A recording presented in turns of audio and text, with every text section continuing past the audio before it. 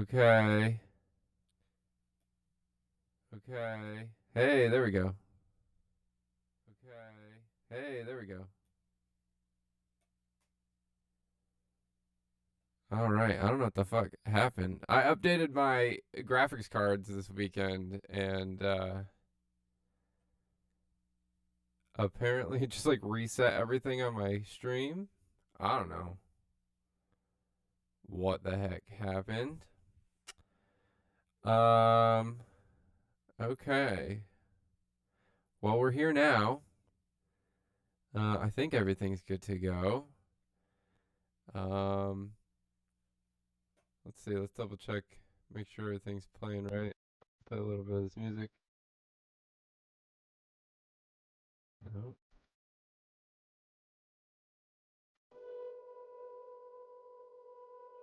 Okay. All right. Now we're good. There we go. Okay. Yes. I understand how to do this job. I don't understand how to do this job. Anyway, enough technical difficulties. Welcome to the stream. We're here now. We're live. Like I said earlier, we have so much to fucking talk about. Um, I was live on Tuesday. Oh, probably can't hear me over the music. Yeah. I was live on Tuesday. We had a ton going on Tuesday, and even more has happened from Tuesday to today. It's taken me all week to get this new list ready to go. This is all of the news articles that I've aggregated for this stream. I mean, yeah, well, I say news articles. There are a lot of news articles in there. A lot of them are also Twitter posts. But as somebody who didn't use Twitter for a long time, I recently started using it about like last year. I think maybe around May or June of last year. And I never really understood Twitter. I was like, why would I go on there just to tell people about like, oh, where I'm at or whatever? But it is indispensable for sharing for sharing news, up to date news and what's going on. It has become a little bit of a right wing hellhole uh, over the past um, over the past couple years since Elon Musk took over. But there is still a lot of really great voices on there that are bringing brand new breaking news to the forefront. Very important things that are going on, and if you know how to curate your timeline, um, you really can fill it with very useful, not Nazi information. Um, there are a ton of right wing trolls, racists, just absolute vile human beings on there for sure. I read a lot of the articles I go through. I really try and parse my. Geez Louise, I got an unstable connector too. What the heck is going on? Live, no delay. It says I'm good. What you talking about, Twitch? Let's try it again. Um, I've really been able to curate my Twitch or my Twitter feed to really reflect, what I want to hear about, what I want to learn about, news that's coming up from respected journalists and other political commentators. I stay out of the comment section. I really don't engage with the comments. I don't go read the comments. Those people, most of them are trolls or bots. A lot of times they're bots. A lot of times you'll see people on there that are commenting about stuff that's happening in the United States, and they don't even live in the United States. They live in other countries. They don't, not that our policies and decisions and government doesn't affect them. It certainly does, but they're pretending to be to be Americans and vote in our elections and whatnot. When a lot of these voices really don't have anything to do with what's going on. They're essentially creating these weird echo chambers that don't really serve any purpose besides perpetuating racist stereotypes and sowing division and propaganda online instead of delivering actionable things that we should be talking about. Twitter is very useful. You just have to know how to fucking use it. And I think I've kind of figured that out. I may not know how to use Twitch perfectly yet, as we saw this morning, but Twitter, I think I've got a pretty good handle on. Just stay out of the fucking comment sections. Don't engage. Read the good articles. Follow the good accounts. I'll let you know a lot of who I follow. And then you can kind of, tailor your timeline to that. But today we'll start with the DHS funding. There's been a lot going on with that. So we had the Democrats putting forward a clean funding bill that literally just funded TSA, since the Republicans love to bitch about that so much. TSA is under the umbrella of DHS. So is ICE, CBP, CISA. There's a bunch that get funding from DHS. But let's look at how this has been portrayed in the media, and then what ended up happening yesterday, because we do have some developments on what went on. So this is in the House of Reps yesterday. Them talking about the funding bill. So take a look at this. The gentleman who sits in the majority seat from Pennsylvania would have to agree with your unanimous request. Would have to yield to that request, and the gentleman evidently chooses not to. Well, Mr. Speaker, there you have it. House Republicans have an hour to debate a non-binding symbolic resolution, but not even a few seconds to do the job that would actually pay our DHS workers. This is the Republican DHS shutdown. I reserve the balance of my time. So basically what's happening there is they brought this clean bill to the floor to get voted on, to get talked about, and Republicans said, nope, we don't even want to hear it. We don't care. We understand that it funds the TSA and just the TSA with no conditions. And they still were like, no, that's not going to happen. Pardon me. I think I still have a little bit of cereal stuck in my throat from breakfast this morning.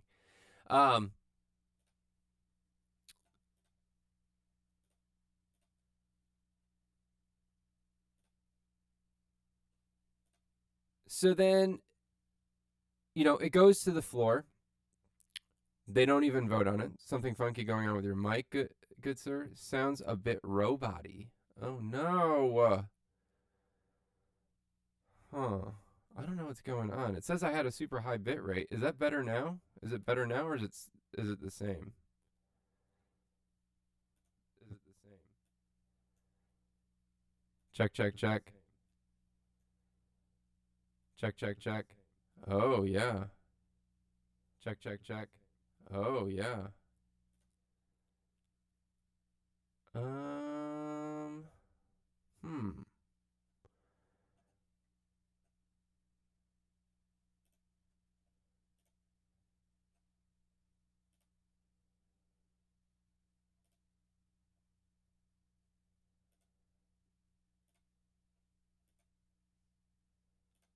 Oh, maybe it's because of this. Is that better? Does that sound better? Check, check, check. Okay. Check, check, check. Yeah, I updated my okay. Check, check, check. I updated my Windows drivers, or my graphics drivers first. I thought they were up to date, but apparently I was missing an update from like 2025, like August of last year. And I updated it this weekend, and it changed literally everything on my computer. It changed all my display settings. It changed all of where all of my icons were. It like disconnected my mic. So when I went to log on today, yeah, I don't know. Yeah, and the government, of course. It's always the government's fault. Thanks, Obama. Um, but yes, we're right on. We fixed it. I'm a tech genius. I'm not. I know nothing about tech, as you know. Anyway, thank you for the heads up. Appreciate that. So back to the funding. So we're trying to get TSA funded so that way we can get these people through the airports as fast as possible, right? That's what the Republicans have been bitching about. They're like, how dare you not give a shit about TSA agents? You know, Democrats are awful for not letting them get paid. So here's a clean bill to get them paid. And the Republicans are still like, no, we're not going to do that because basically for a number of reasons. Trump has told them not to work. Trump has told Republicans not to work with Democrats because of the Save America Act or SAVE Act, which is the voter ID disenfranchisement bill that they're trying to push through in the Senate right now that failed last night. They are, I don't know if you could hear that, but it was a very loud bike outside my window. They're literally blocking everything to not work with Democrats so that they can just blame Democrats for not getting anything done, right? It's kind of the same playbook we see in all different kinds of shutdowns. But literally, this is from yesterday. Democrats enter meltdown mode after ICE agents got the green light to check people's IDs and passports at airports. This is a terrifying sight. For criminals and illegals, keep some ICE agents at airports permanently. Now, this fucking guy right here, Eric Doherty, he's a fucking piece of shit, dude. Right Line News, men must vote, Charlie Kirk. Charlie Kirk famously, I have canceled immediate travel plans. Man, shit is terrifying. ICE is camping at airports because we can't practice our Second Amendment rights there. Additionally, I'm sure they can put us on that sweet no-fly list indefinitely, so there's no escape. Fuck all that. Dude, straight up. This is, and I'm going to get to it because there's a video, but this is a test. This is a test. They are testing the limits of what they can do, right, with ICE agents at the airport, making it normal for us to see ICE agents at the voting polls in November. That's going to happen. It's going to happen. Especially if the SAVE Act does go through, which it doesn't look like it's going to because even John Fetterman, the fucking ogre from Pennsylvania, understands that the SAVE Act is disenfranchisement for their voters as well. You have Trump talking about getting rid of mail-in voting. He fucking mailed his vote in last year. So it literally doesn't make any sense whatsoever. Anyway, I saved this post from Eric Doherty just so I can have access to this fucking stupid video. But I do not support him. I do not follow him. I wouldn't even like or repost his stuff. I just saved it so that we can watch this quick video.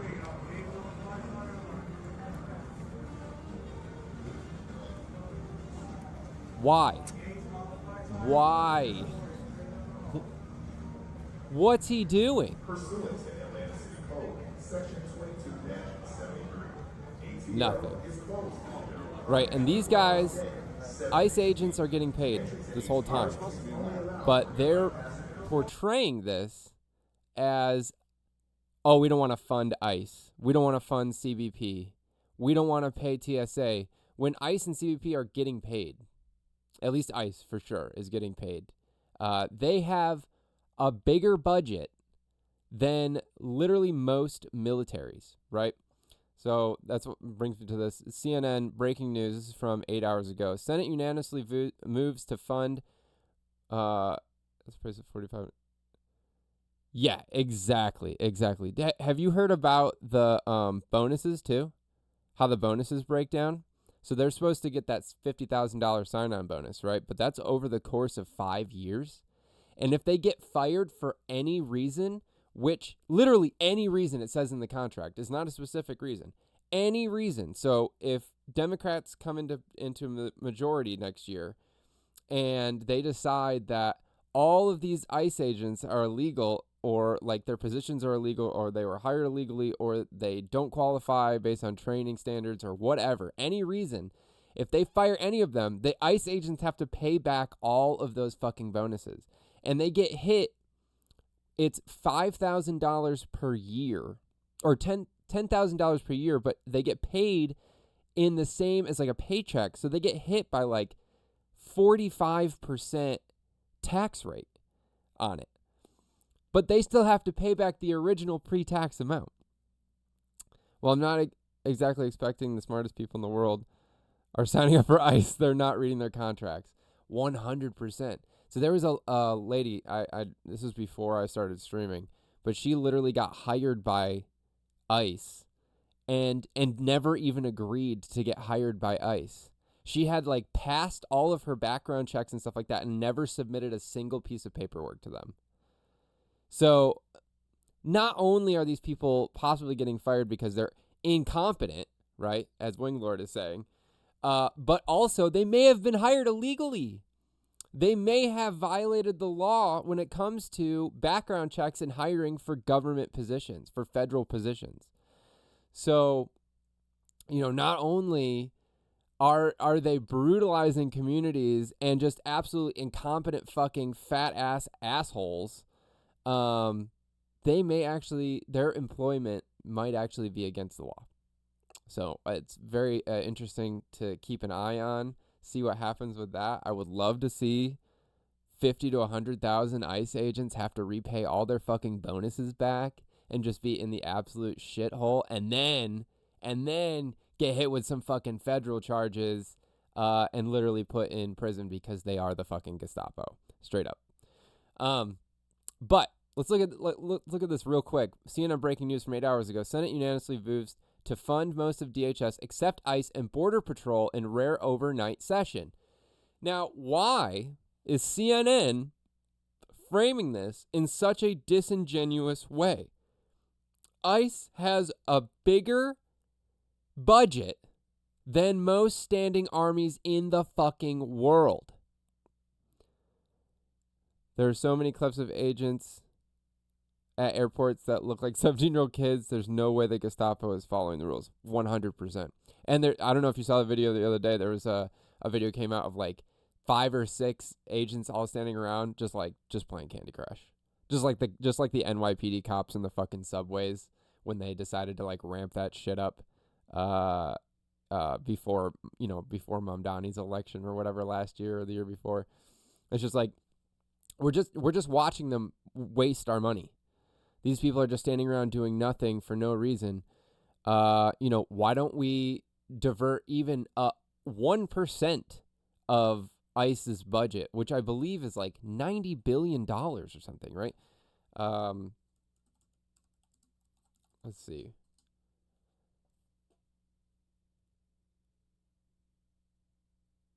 $77 billion for the fiscal year 2026 for ICE.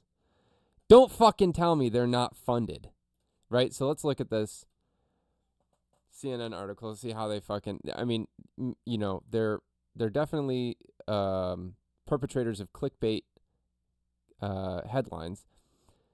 The Senate unanimously moved to fund most of the department. The agreement would fund other DHS components such as the transportation, TSA, and the U.S. Coast Guard, but the House will still need to act before funding agencies within the department can reopen. The move is meant to alleviate long lines at airports while lawmakers continue to debate possible reforms to immigration enforcement by DHS. The move came just hours after President Donald Trump had directed his newly installed Department of Homeland Security Chief, Mark Wayne Mullen, to swiftly pay TSA agents in a bid to reduce lines at the airports as talks appeared to have fallen apart. So he basically, by executive order, was like, oh no, we are going to pay TSA. We don't have to wait for Congress to do their jobs to pass a funding bill so that we can pay TSA agents. I'm just going to reallocate money from somewhere else in the federal government to pay TSA agents. Well, why didn't he? It's been like 30-something days. Why didn't he do this 2 weeks ago? Why didn't he do it 4 weeks ago? Like the next day. Oh, okay, well, they're not going to, you know what I mean? Like, because he doesn't give a fuck, right? He's losing on so many fronts as far as popularity goes. You know, he's willing to do anything to try and save face, even just a little bit. While much of Washington slept and officials mulled how to implement Trump's order, senators focused on moving the funding they were able to agree on by unanimous consent. On his way to the floor in the wee hours of the morning on Friday, Senate Majority Leader John Thune told reporters, "We're going to execute on as much as DHS as we can tonight, and then we'll fund the rest of it later." The standoff over funding for DHS has withheld pay for thousands of TSA agents and other DHS workers, causing major travel delays and scores of missed flights nationwide. Frustration on Capitol Hill hit new levels this week. The senators pushed to end the impasse before the scheduled 2-week recess.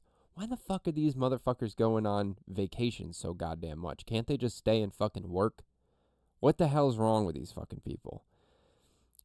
Pressed on what specifically would be funded, Thune replied, "I think it'll be everything but ICE and CBP today, so we'll have to do the rest of that," though he noted, "I think they cleared customs, but not Border Patrol." So, this is just, I mean, it's fucking ridiculous, dude. How much more funding does ICE need? Okay? Like we just saw, they've got $77 billion for 2026. It's like a 60% increase in their budget year over year, or at least from last year.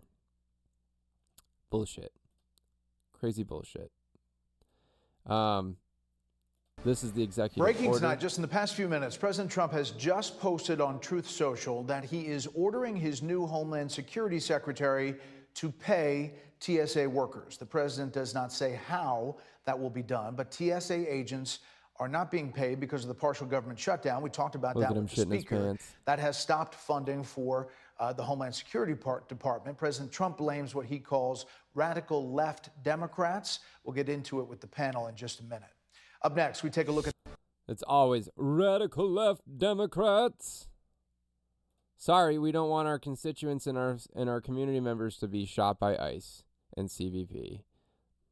We want our airports to function like normal. We want our Coast Guard to be funded.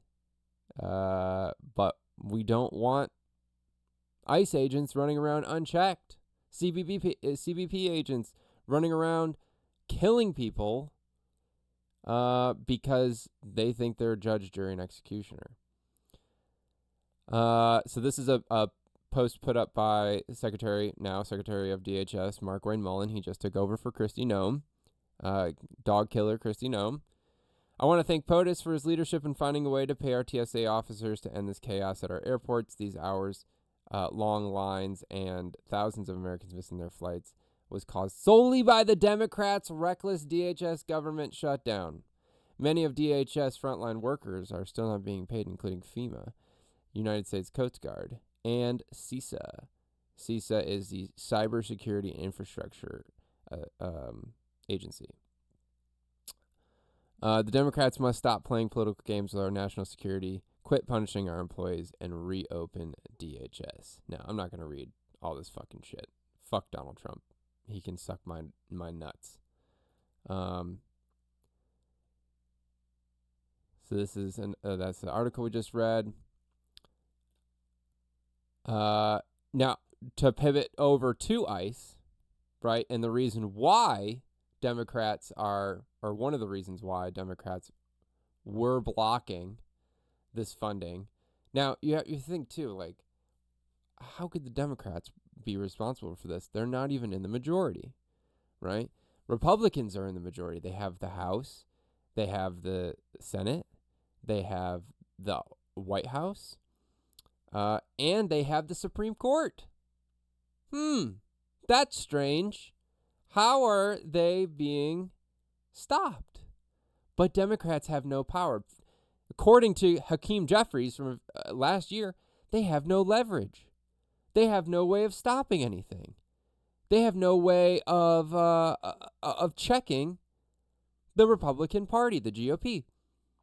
But all of a sudden, when it comes to this, they're able to block it. That's strange.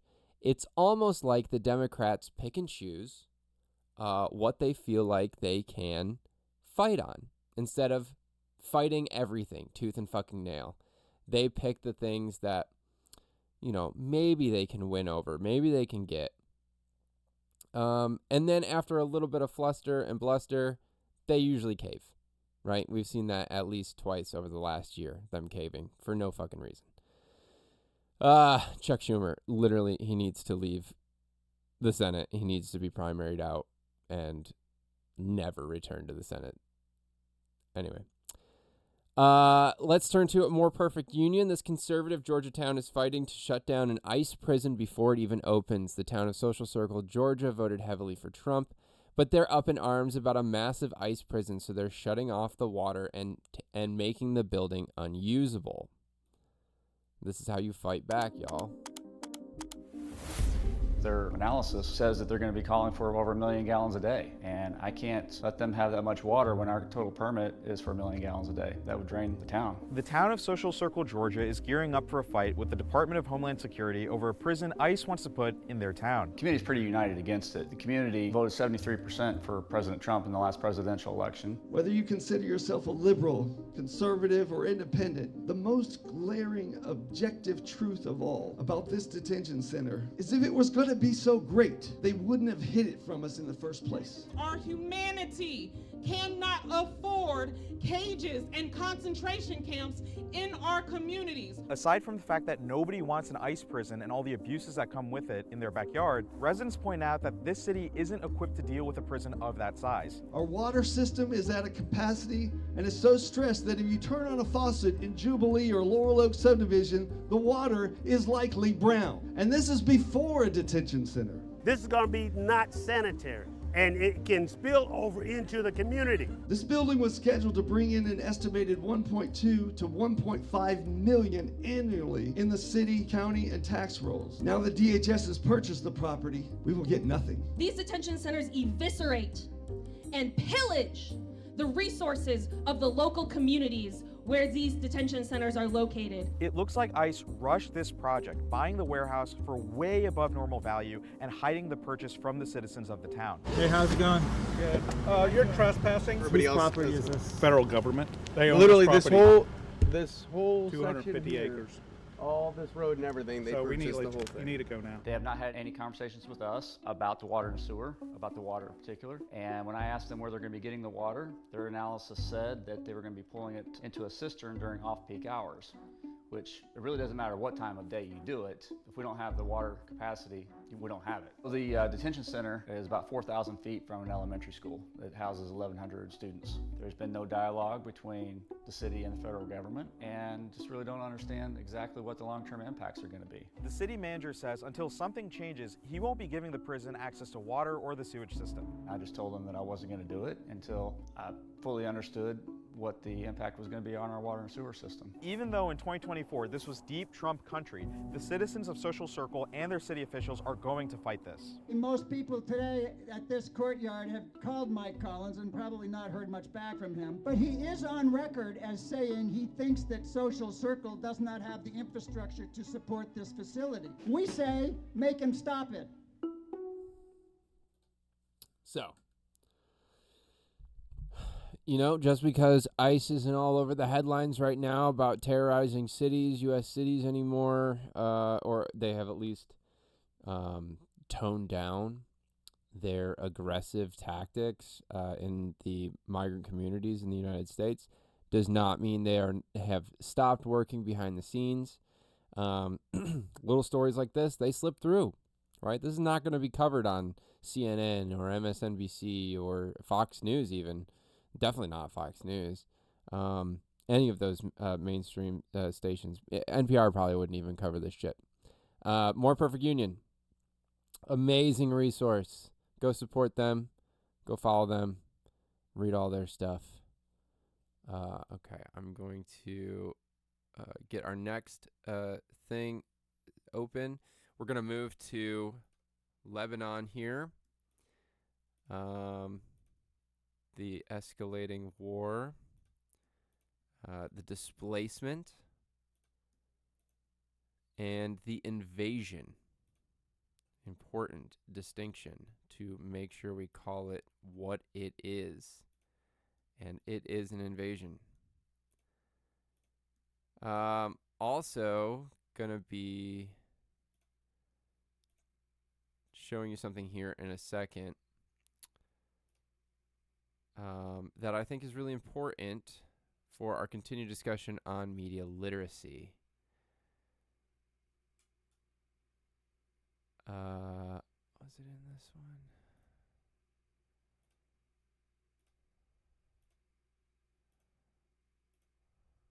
It might be in the next part of this lineup for today. Yeah, I think it's in the next part of this.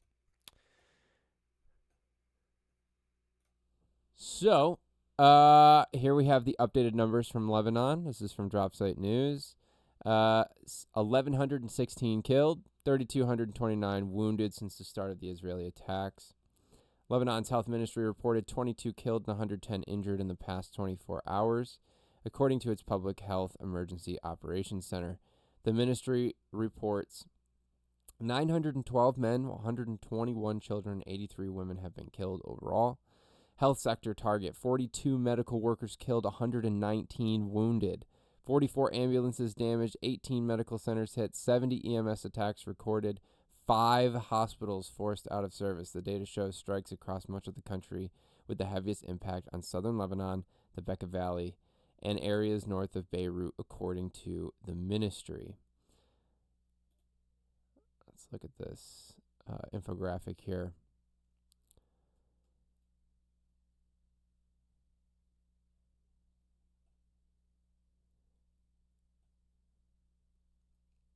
So let's see, Beirut right here on the water.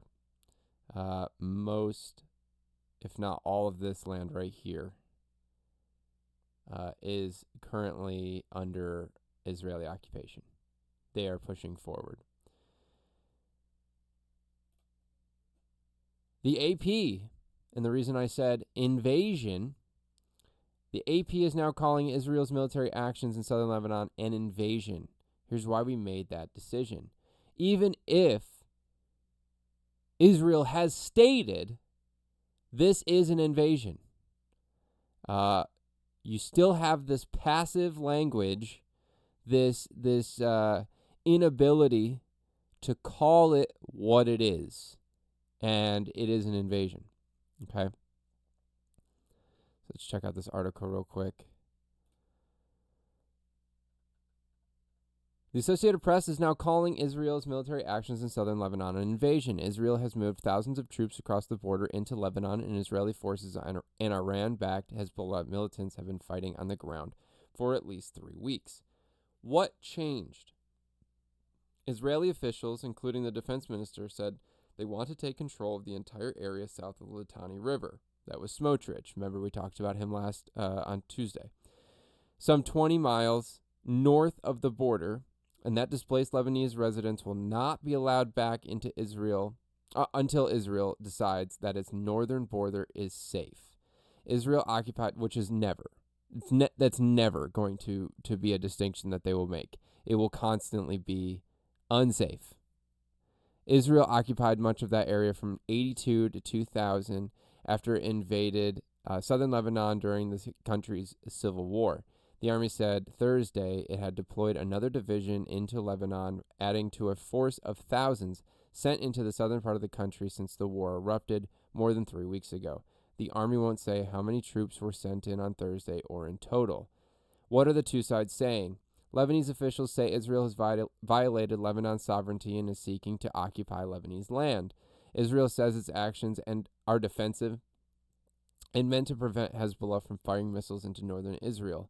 For the first time in a year, Hezbollah fired a barrage across the border a couple of days after the U.S. and Israeli attacks on Iran February 28th. Israel also says it wants to remove the militant group from the area. What does AP consider?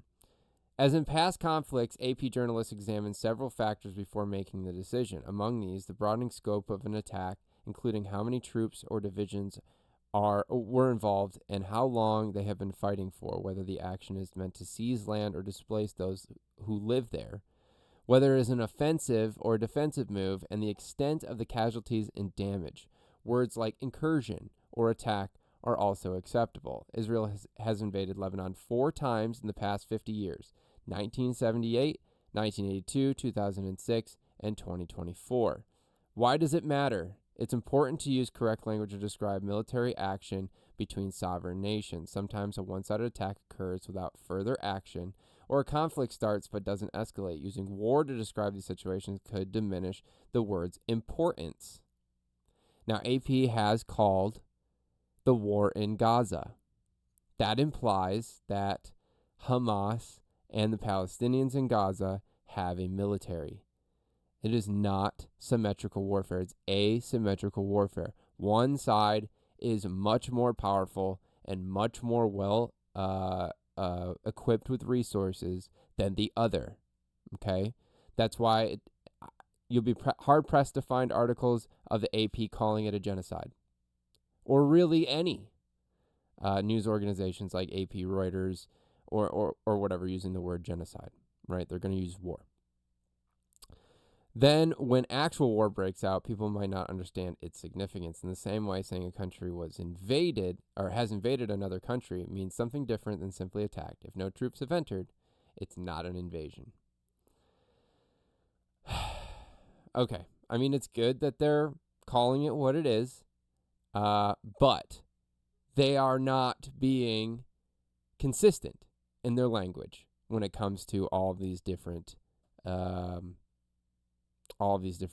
incursions, invasions, genocides that have been happening that they're not calling what they are.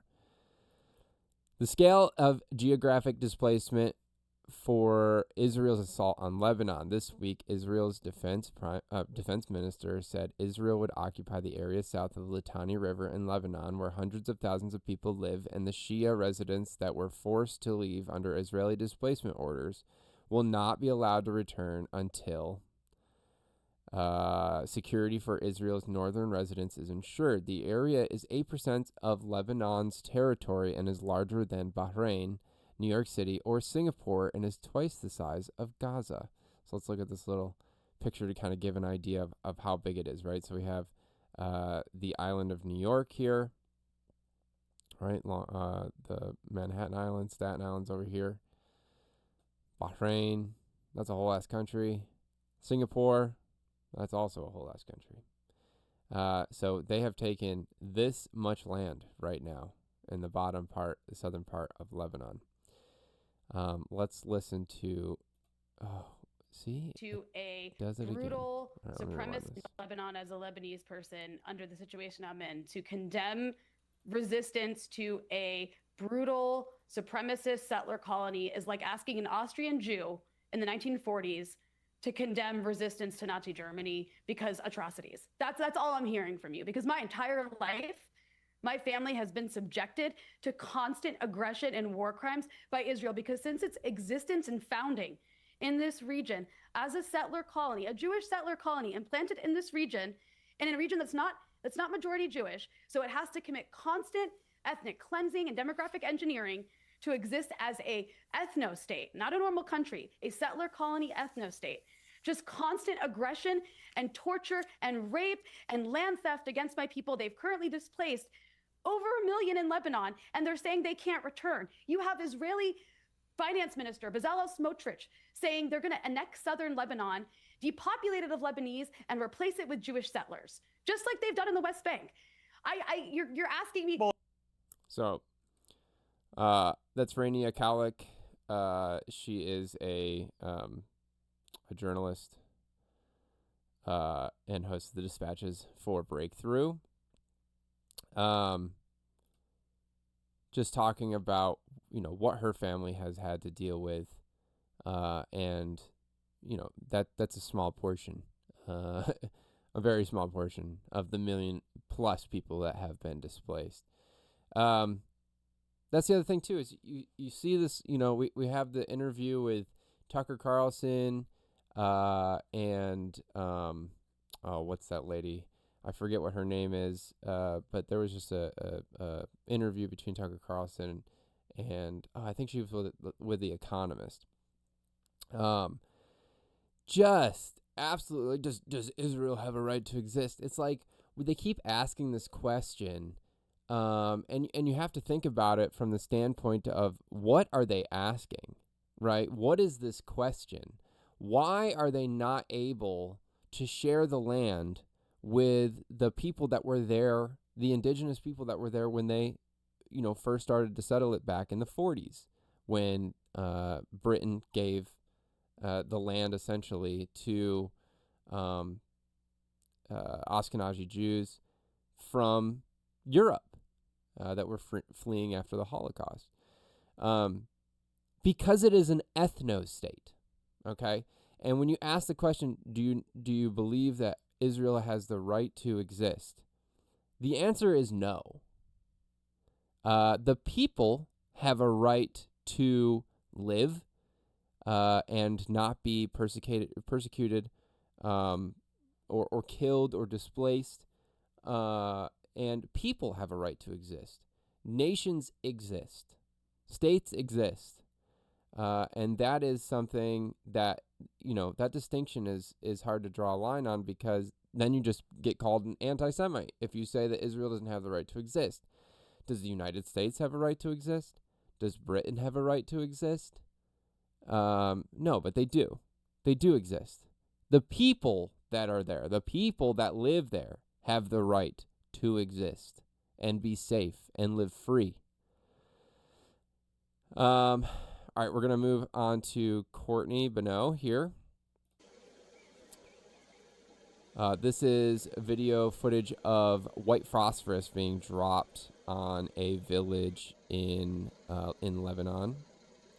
White phosphorus is a war crime. Using white phosphorus is a war crime. It is against the Geneva Convention and other conventions that were signed. But like we said on Tuesday, Israel, United States, and a few other countries have not signed those conventions. Therefore, they are not, required, if you can even use that word, to follow these rules of war. The Israeli army bombing Lebanon with white phosphorus again today is documented by Hajj. This is in Al-Manar, I believe. Documents scenes of the ongoing phosphorus shelling targeting villages in the second Nasag during the enemy's implementation of evacuation operations for the casualties following the targeting of tanks with guided missiles. Why can't I pause these freaking videos, dude? There we go. Okay. This came out on Wednesday. This is a video from Sky News foreign correspondent Alex Crawford.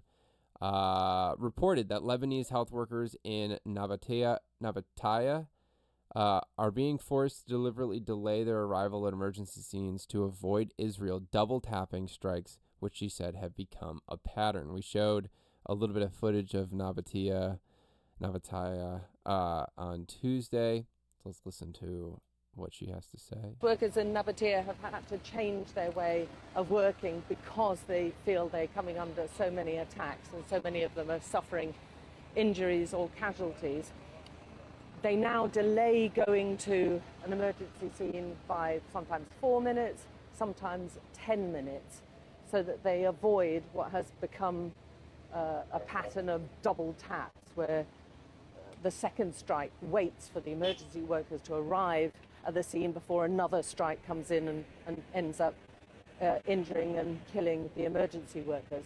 But they say that does have an impact, obviously, on the expectations of recovery amongst those who are injured in the first place. So yeah, we had talked about that. There's tons of evidence. I mean, there's a very famous video of the people in the hospital in Gaza as they're trying to evacuate casualties and people that were trapped in the hospital. And literally you watch as Israel just explodes the entire side of the hospital that they are trying to rescue these people from. It is widely documented. It is not a secret. The United States also did it on the children's school in Lebanon on the first day of the war. That was a double tap as well. Now I can pause that one. That's so weird. I don't understand Twitter. It's broken. It's, not great. But we got to use what we can. Okay, here's another video. This is from Courtney Bonneau as well.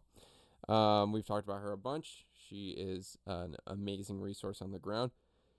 Absolute balls of steel, this woman. She is in a very, very dangerous area of the world right now. And, she is reporting every single day, updating every single day, just doing absolute amazing work.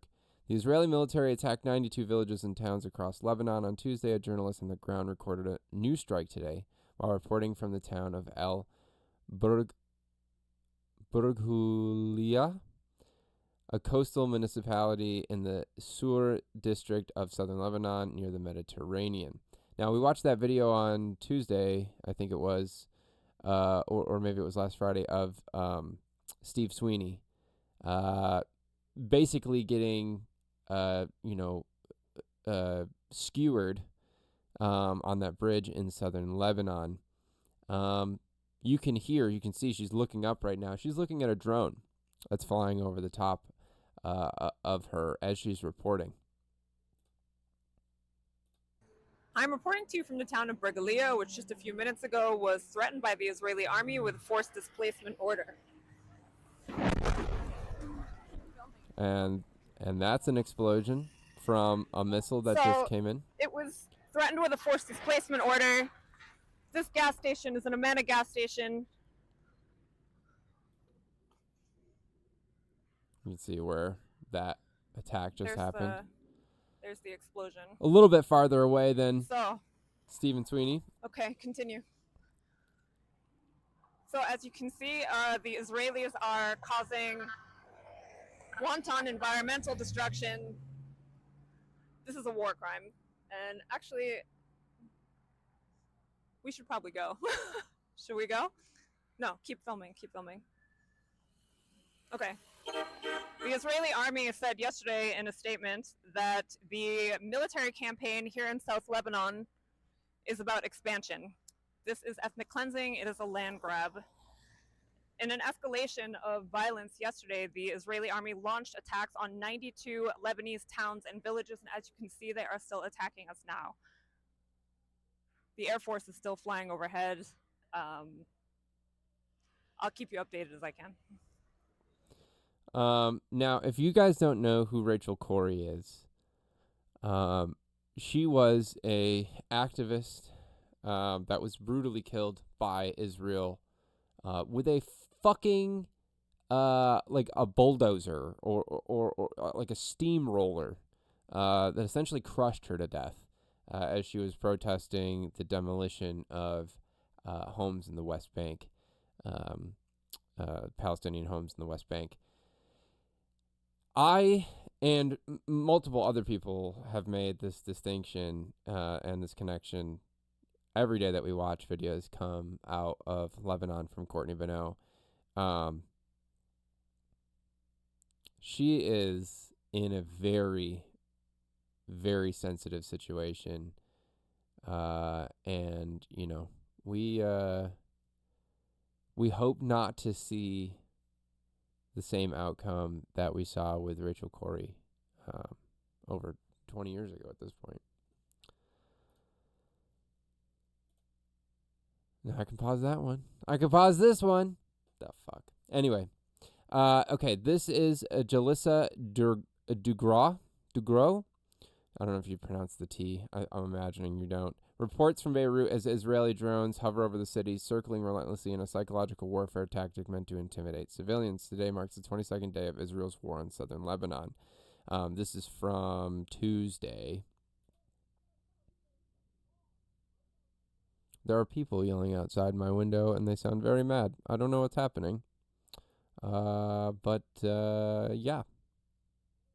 Normally I'd go snoop. I'd go look out the window. But we're covering important news subjects, so. It's about 11:40 p.m. here in Beirut, and what you can hear behind me is an Israeli drone flying low over the city. I'm gonna open my window, give you guys an idea of what that sounds like. You can hear it inside our house. How loud that is. And it just flies over constantly.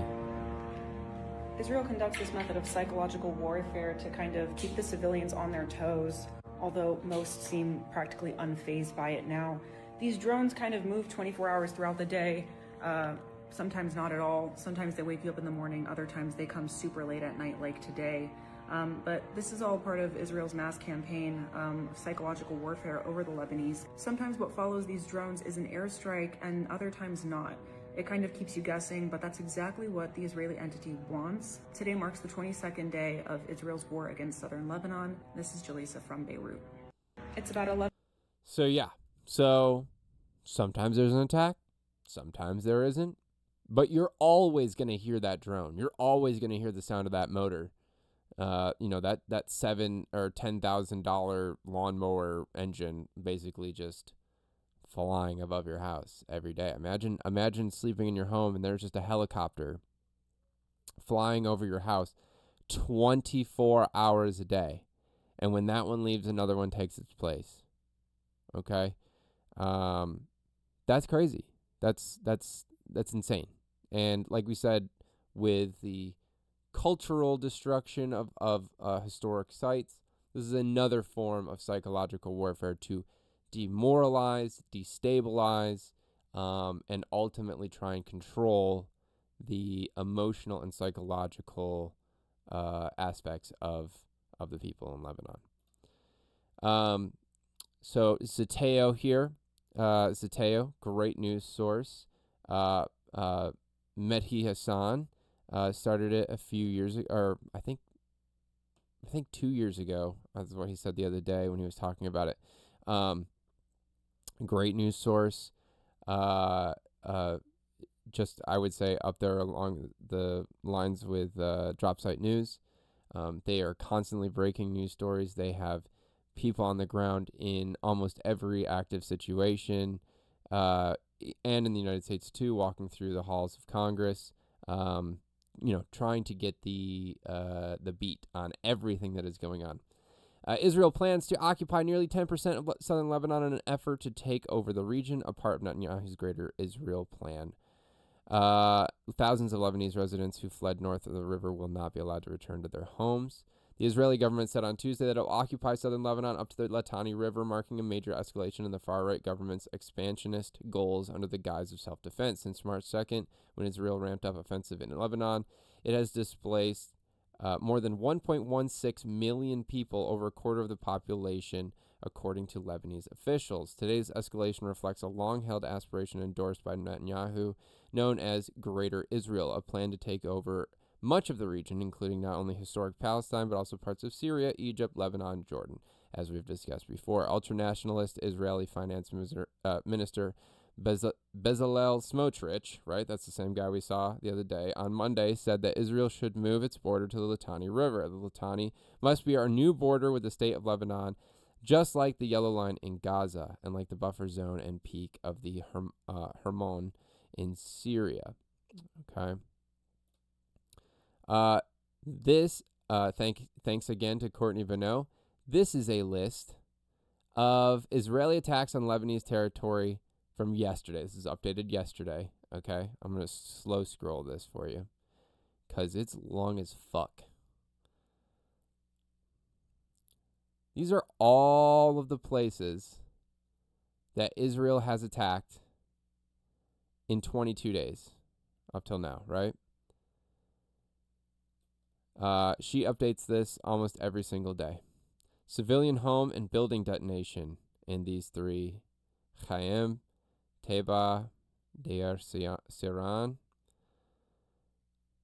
Artillery shelling, and airstrikes. It's crazy. It's crazy what they're doing in Lebanon right now. This is footage of Israel just released footage of last night's attack on South Lebanon, where they demolished an entire town after getting away with genocide. Israel is emboldened, openly bragging about their war crimes. They're stealing South Lebanon right now, and no one is stopping them. This is also from Tuesday after our stream. Just controlled demolition.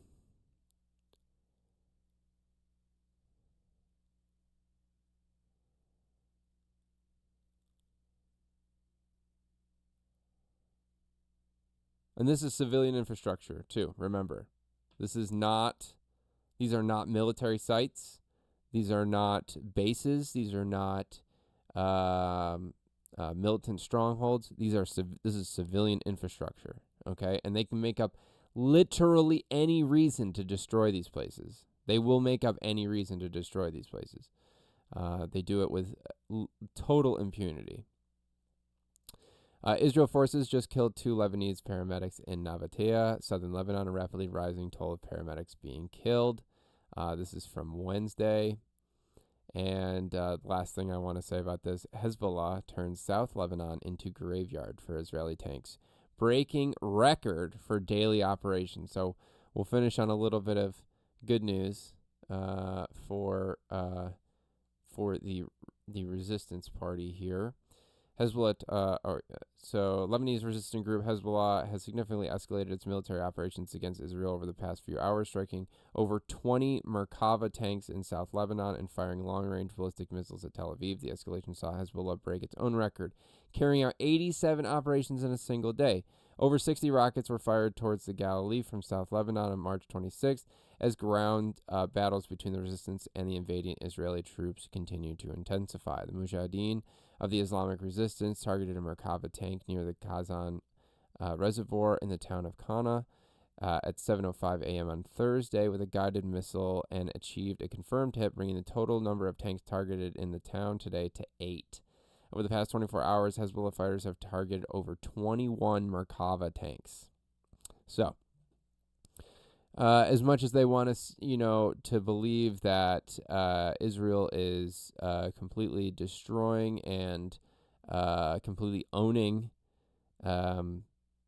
this war on both fronts in Lebanon and in Iran,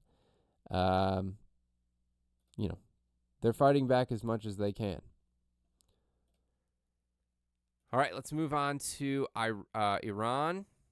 Got a lot of stuff to talk about going on there. Most of this is going to segue us into the worsening energy crisis. So obviously, we've been hearing about what's been going on in the Middle East as far as it goes to resources. Much of our gas, much of our sulfur, a lot of our helium, and various other types of resources used for farming, used for pharmaceutical advancements. You're going to see this at the top when I open this, and it's going to be freaking ridiculous. This is 25 links. Let's see if my computer's starting to go. Okay. Breaking: more than 1 million fighters in Iran have been prepared for a ground battle with the United States, reports Tasnim news agency citing an Iranian military source. So over a million. Oh, let me switch back. Over a million army fighters are ready to go. We have sent, I believe, I'm pretty sure, correct me if I'm wrong, but there's 50,000 American troops over there right now. Who do you think's got the numbers? Do we think this is a real number? Do we think they have 1 million fighters? The country has 93 million people. So it's definitely reasonable to believe that they definitely do have 1 million Army service members ready to go at any moment's notice. Iran claims over 1 million volunteer fighters mobilized for a potential ground war. An informed military source told Tasnim news agency that more than 1 million new volunteers have been organized for ground combat for Iran. There is also a surge of recruits flooding Bazij, IRGC, and many centers in recent days amid speculation about a possible U.S. ground operation. The United States wants to open the strait through suicide and self-sacrifice. No problem. We are ready for them to carry out their suicide strategy and for the strait to remain closed, the source says, warning Iran could turn any incursion into a historic hell for American forces. Now, I heard somebody compare what they're trying to do in the Strait of Hormuz to the invasion of Iwo Jima in World War II, right? So that was like 70,000 people the United States and our allies needed to storm the beaches of Iwo Jima, and we lost 7,000 people, right? We don't even have a remotely the same amount of that, and the area in which we would have to invade is like twice the size. So, by those metrics, at least 100,000 people would be needed for any type of ground invasion. And as of right now, I'm pretty sure we are halfway there, with close to 50,000 ready to be dispatched in the area. Okay, let's watch this video real quick.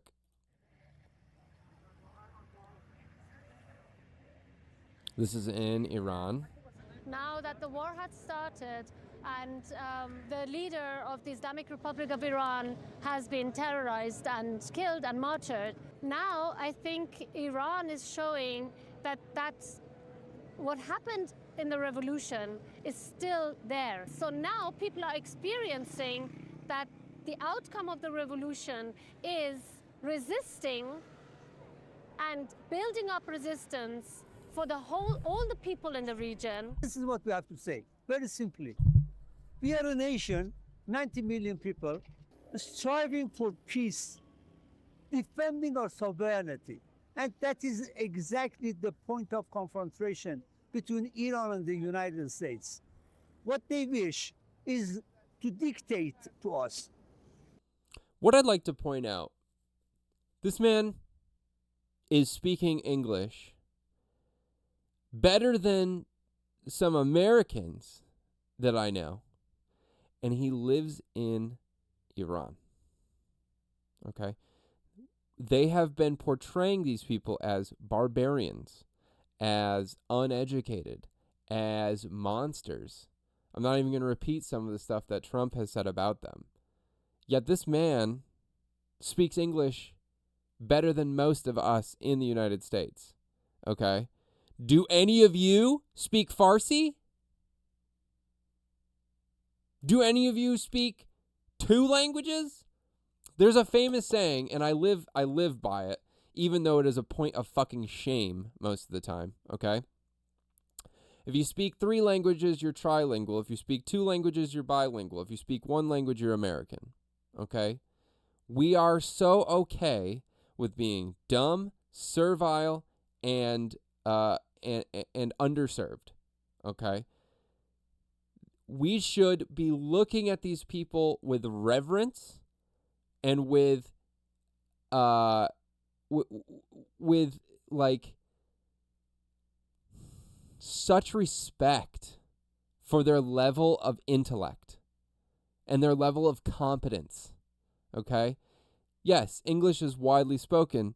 Farsi is a lot less spoken in other countries outside of Iran. That's true.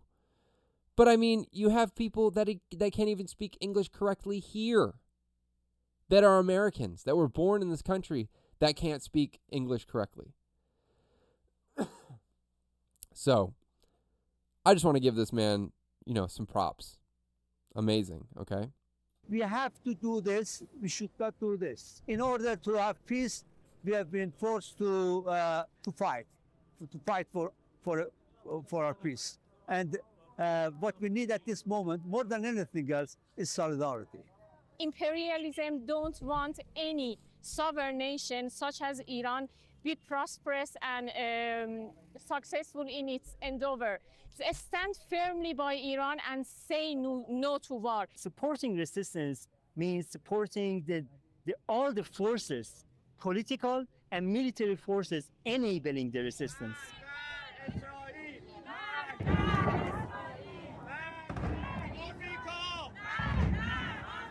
Nobody is panicking, nobody is running away. Everybody is here, has a strength, is ready to defend this country.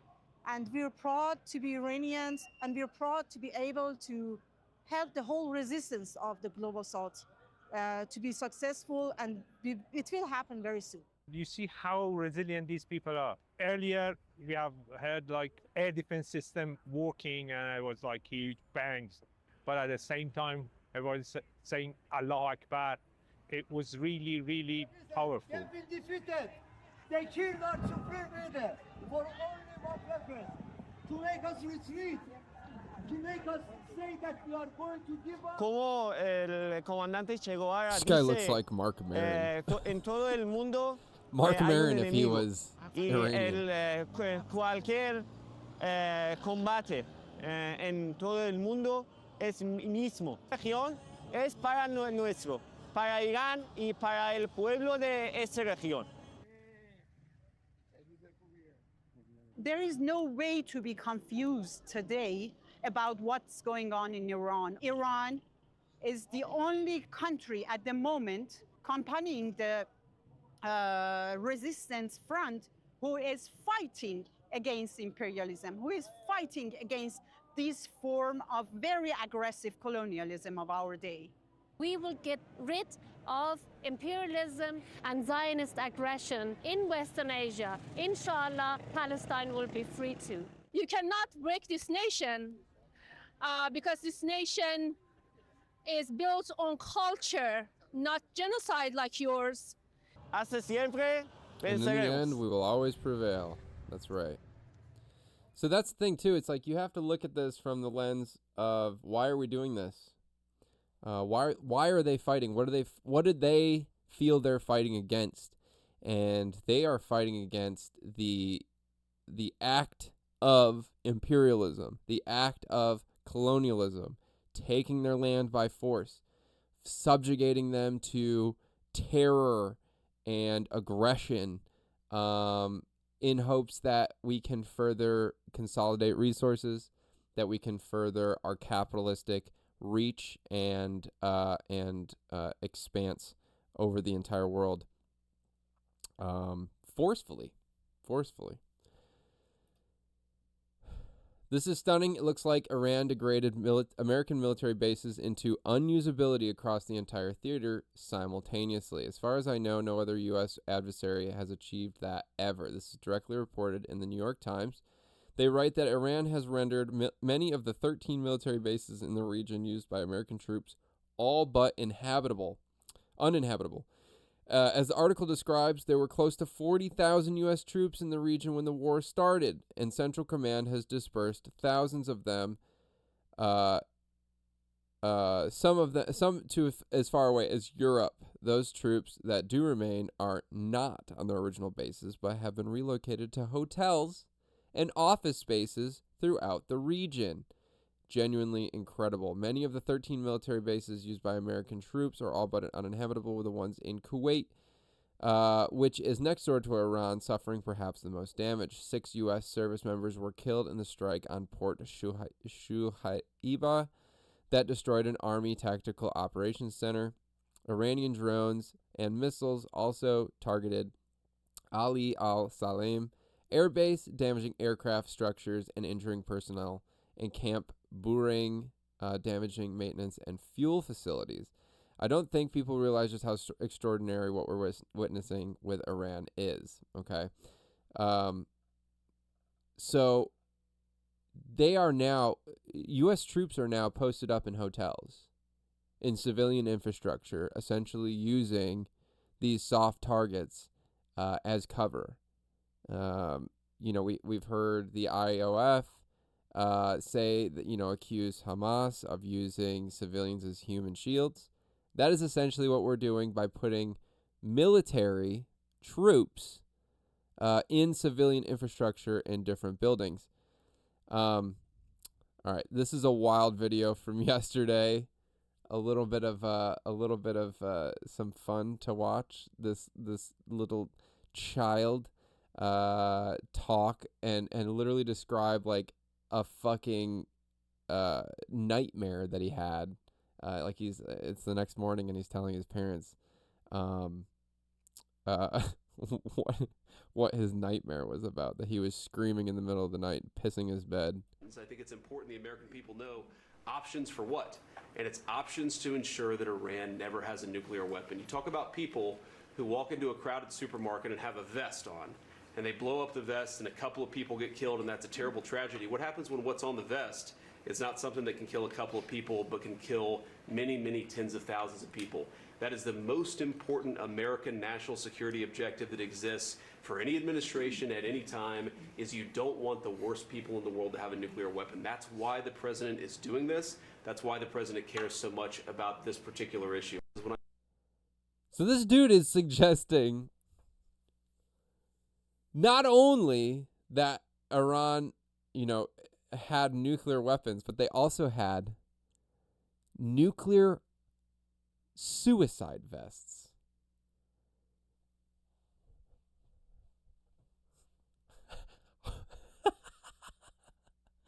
What the fuck are you saying, dude? Nuclear suicide vests?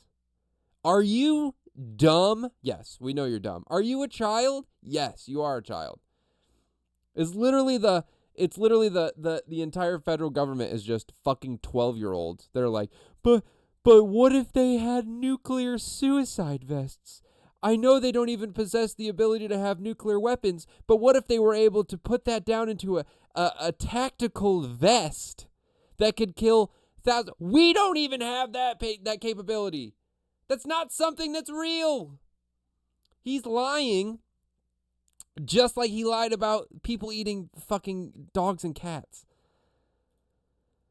God, he makes me so mad, dude. Okay, so this brings us to the Strait of Hormuz. Trump asked Steve Witkoff for permission to disclose that Iran gifted the U.S. 10 big boats of oil. So if you guys remember, or if you saw, he basically said, Iran gave us a very big present. They gave us a very big present at a briefing, I believe, on Wednesday. And he wouldn't say what it was. But it has to do with oil. Okay? They gave them 10 big boats of oil as tribute to show they're serious about making a peace deal. The boats are Pakistani flagged, according to Trump. Okay, I'm confused. What tankers? Marine Traffic, which is basically OSINT, open source intel that tracks all different kinds of stuff. Planes, Marine Traffic obviously is tracking boats, but there's all different kinds of things that track anything that's open source intelligence. There are a number of different services that will basically aggregate this down into digestible information that the public can read and parse through. Correct, right? Marine Traffic does not show a fleet of tankers passing through the strait since March 25th.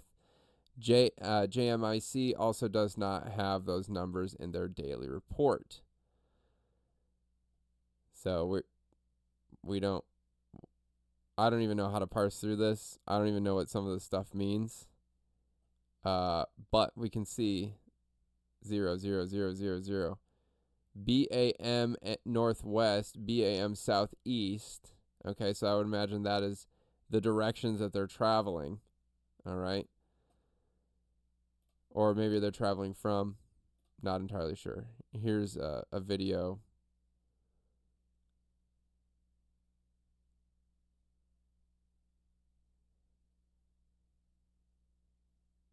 Okay, and they said they're Pakistani flagged.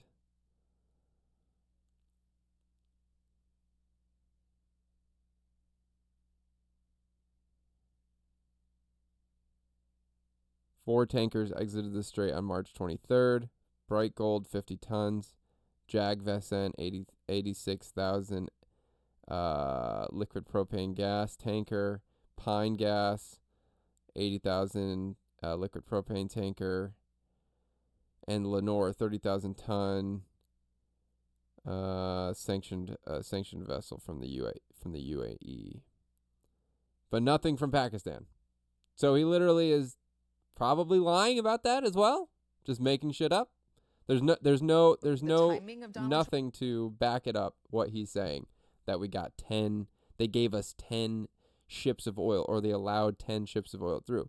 What they've been saying for the last week is, if you want to get through the strait and you are not tied to any type of United States operation or Israel operation, if you're like a neutral company or a part of a neutral country that is not involved in this war, you have to pay $2 million and we'll let you through, essentially. That is the only update from Iran as far as what they've allowed through the strait. So next year we got absolute bombshell. Reporters exposed that Trump is literally timing his Iran war announcements to manipulate the stock market. Massive insider trades on oil were executed right before his latest statement. He is playing games with global security to enrich his cronies. And so we talked about this on Tuesday. There was a huge dump into the S&P 500, and within 50 minutes, that investment, that purchase, that buy, made $60 million. And then when the market started to go down, once Iran basically said that there were no talks happening, they also made money on losing the money because they had bet on the puts, right? So they're literally just manipulating the market. We're going to have a whole section today that I'm calling Juicing the Market. I have to try and get through this in an hour and 15 minutes because I still have to make lunch and go to work, dude. Okay, let's watch this video real quick. So the curious case of the timing of Donald Trump's announcements about whether he's going to attack further or whether he's going to pull back, they seem to be tied to the markets. The end of day, when the markets can't react or when the markets are off. John Bolton, who served as Trump's national security advisor, is quoted in The Atlantic. He said that during Donald Trump's first term, foreign policy announcements were sometimes timed with trading hours in mind. Jonathan Lemire has said that according to his reporting, Trump has in the past alerted aides when he thought an upcoming social media post would get a reaction from Wall Street and then watch the ticker move in real time. So does it appear that Donald Trump is making these announcements regarding war in Iran in order to manipulate the markets? He literally said, I like to watch the markets. I like to say stuff and watch the markets move. You can do it all the time. You can make a lot of money. You can make so much money. I can't say that he's doing that on purpose, but... Why? Why can't you say that? His word, perhaps there is that element of timing, in fact, here. He literally just said he's doing it on purpose, dude. What are you fucking talking about? He literally just said it. And then you can literally watch it happen in real fucking time. If he's not doing it, someone he knows, someone close to him is doing it on his behest. Okay? This is not some conspiracy. Okay?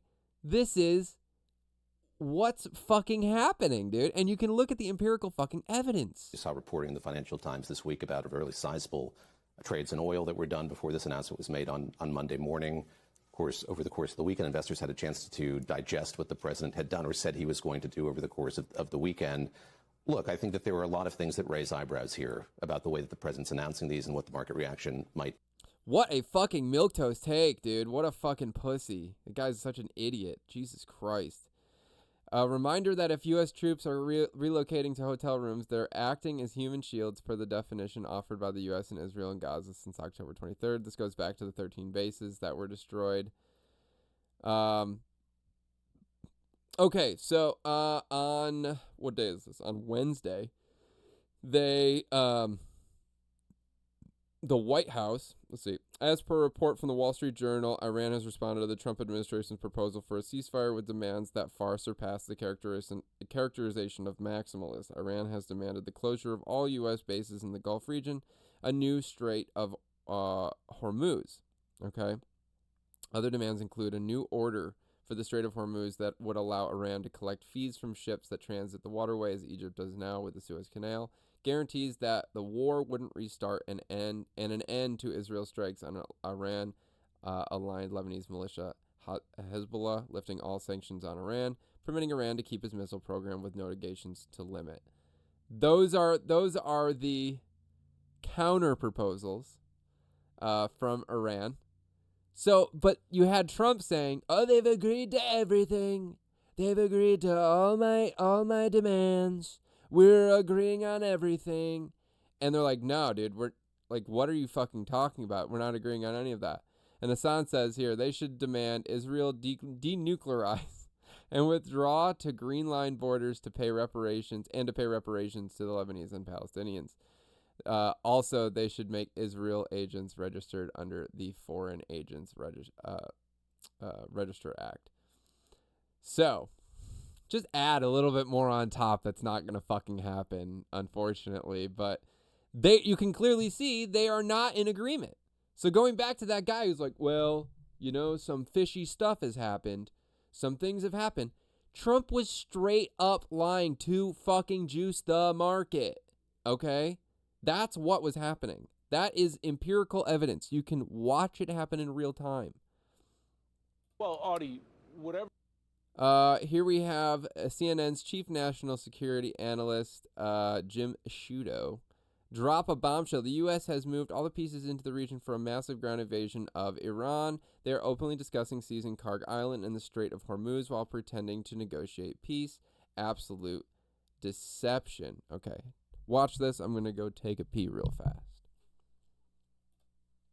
Whatever the president ultimately decides about a ground operation in Iran, all the pieces are now in the region to carry one out. And it's not just the 1,000 paratroopers. You have Marines deployed to the region, and then all the forces, the air transport, etc., that one would require to put troops on the ground, whether that be, you've heard the discussion of Karg Island, which is so central to Iran's energy industry, or perhaps along the shores of the Strait of Hormuz to secure the Strait of Hormuz. We don't know, and ultimately it's up to the president, but at least the pieces are in place. So we're left in a situation not unlike where we were 4 weeks ago before the start of the war, where you have two tracks at the same time. You have diplomatic discussions with Iran, or at least now laying the groundwork for those discussions, with an enormous military buildup.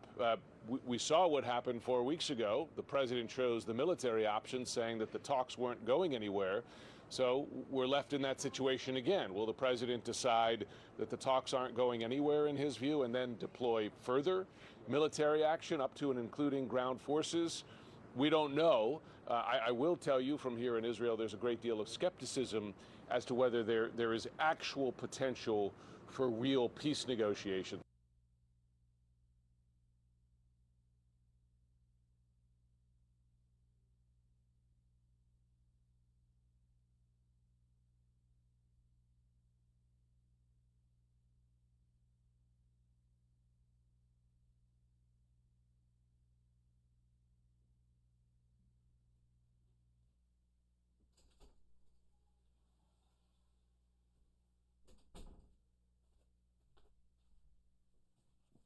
Oh, it didn't just restart?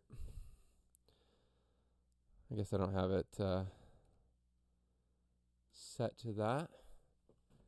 Whoopsie daisies. Okay. Right. Breaking. Iran exposes America's invasion plan and gives warning. Parliament Speaker Galibaf reveals America is planning on invading and occupying an Iranian island, and with some help from a Gulf state. Some Gulf state. We don't know who. They want that Gulf state. All vital infrastructure will, without restriction, become the target of relentless attacks.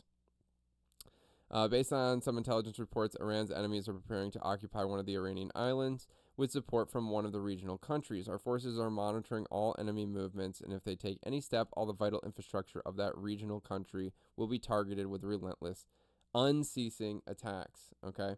So we have some people thinking that they're going to take Karg Island. Karg Island, that would be suicide.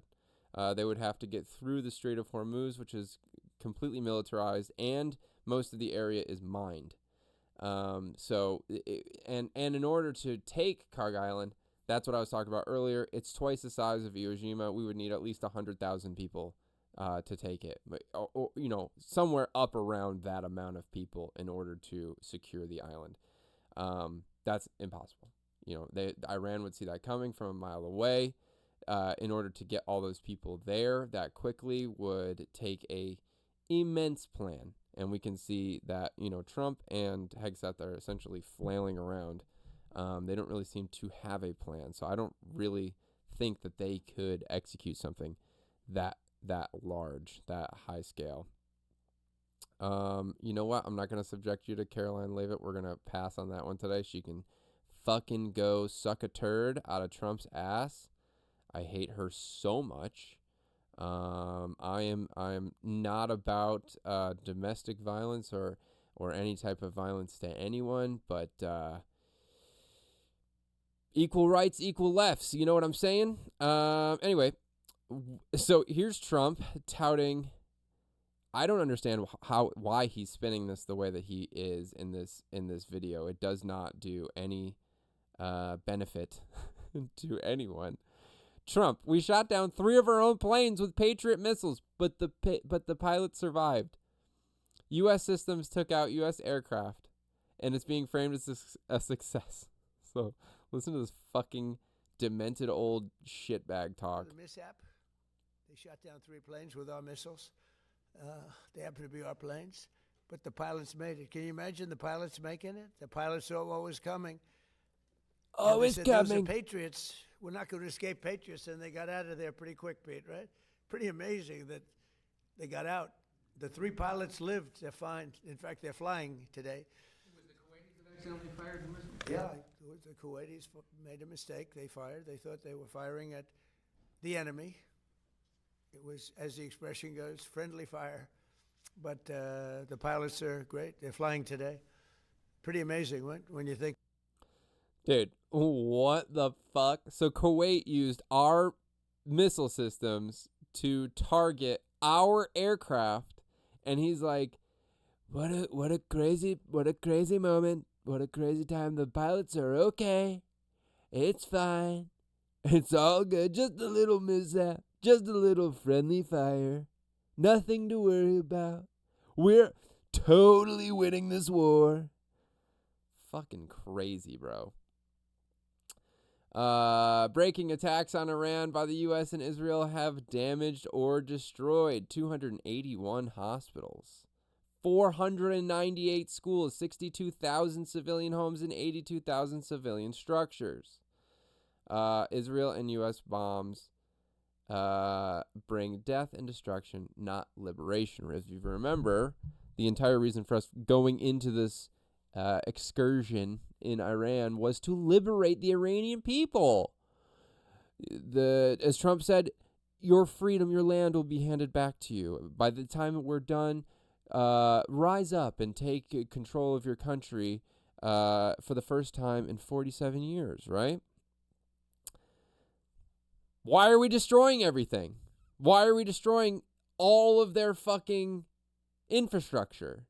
If we want liberation, right, for the Iranian people, we've already killed their Ayatollah, their supreme leader. They've supposedly elected the next one, although we haven't seen him, so nobody knows if he's alive or dead. If we were going in there to give them liberation, and we did that by taking out the supreme leader, then why are we continuing to destroy everything?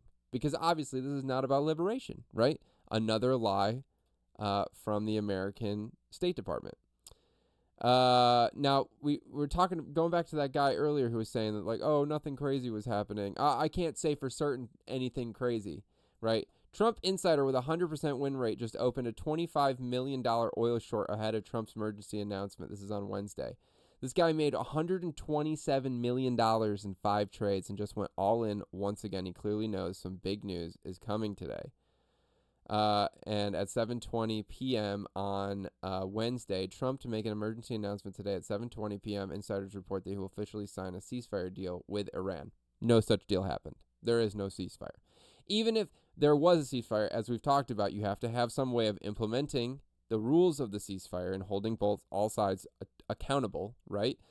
But mainly what a ceasefire does too is it just allows the aggressor the time to get more weapons and more munitions and resources in place to just continue the siege after the ceasefire is over, or just be Israel and violate the ceasefire like 10 or 15,000 times, right? You could also tie this the ceasefire idea to the United States and every treaty that we've ever signed with Native Americans in this country. We have broken every single treaty with Native Americans in this country.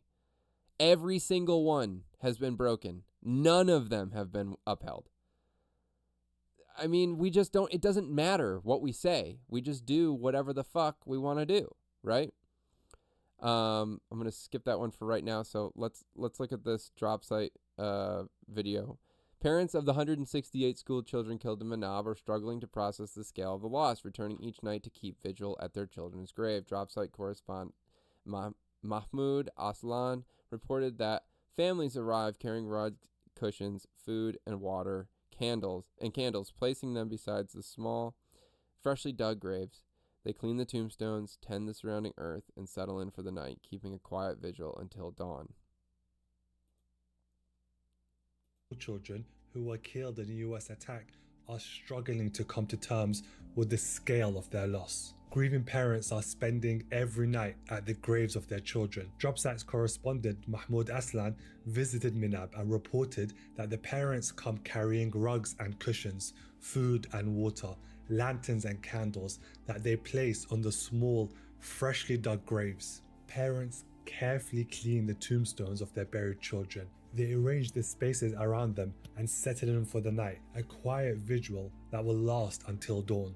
Fatima Azadi Pisekshi lost her 7-year-old daughter Huda. She arrives each evening and stays as long as she can. She told our correspondent, "Sometimes I close my eyes and try to remember her voice and her image in front of me, as though she is still present with me." She says she reads the prayers she used to recite with her daughter at home in the same order, as a way to keep something intact. "I try to make her part of these moments despite her physical absence," she told us. While Raihana Akbari Far, who lost her 8-year-old daughter Zahra, told us grieving with other parents makes the nights less unbearable. "We exchange memories," she said. "We talk about the games our children loved, and we bring back moments of their laughter. All of that makes the night a little less lonely and eases the feeling of absence a little." Evidence collected by human rights groups and media outlets strongly point to the US conducting the Tomahawk strike, one of the deadliest single attacks on children in memory. Preliminary findings of an internal US military investigation determined the US was responsible and the school was likely bombed based on outdated targeting data. The Trump administration has not admitted to anything. You can read the full story on our website. The link is in bio. Okay. So, we talked about that. It was a double tap situation. We tapped that school the first day of the war. Literally the first day. It was one of the first news things that came out about it. Strategy, right? Absolute bombshell. Crystal Ball reveals that the missile strike on Bahrain, blamed on Iran, was actually an American Tomahawk missile. The U.S. and Israel are literally conducting false flag operations to drag the Gulf states and Europe into a massive regional war. We actually know one of the attacks on Bahrain that was purported to have come from Iran, actually now we know it was a Tomahawk. That was a U.S. missile that actually, did the damage there in Bahrain. We've had other indications that the Americans and the Israelis are actually responsible for some of the attacks that they are blaming on Iran. Why? Because they want to draw the entire region in. They want to make it so that those Arab Gulf states, that they also fully join the fight without hesitation. The Diego Garcia strike, if that is, if that was a false flag, which I think is possible, I'm not saying it is, I'm saying it's possible, what's the goal of that? To draw Europe in. So this is the way that they think, and it's the way that they operate. And Bibi, in those comments, see that in some of the war strategy, right? We actually know. So,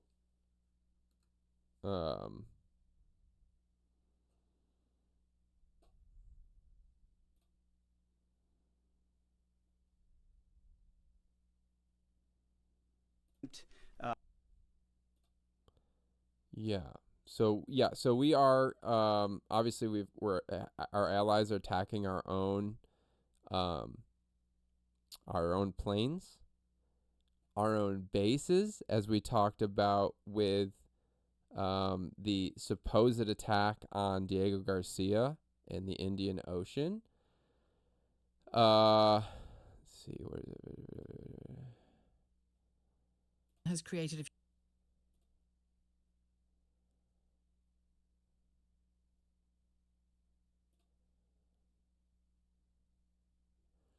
U.S. and Israel have bombed 282 medical facilities in Iran so far.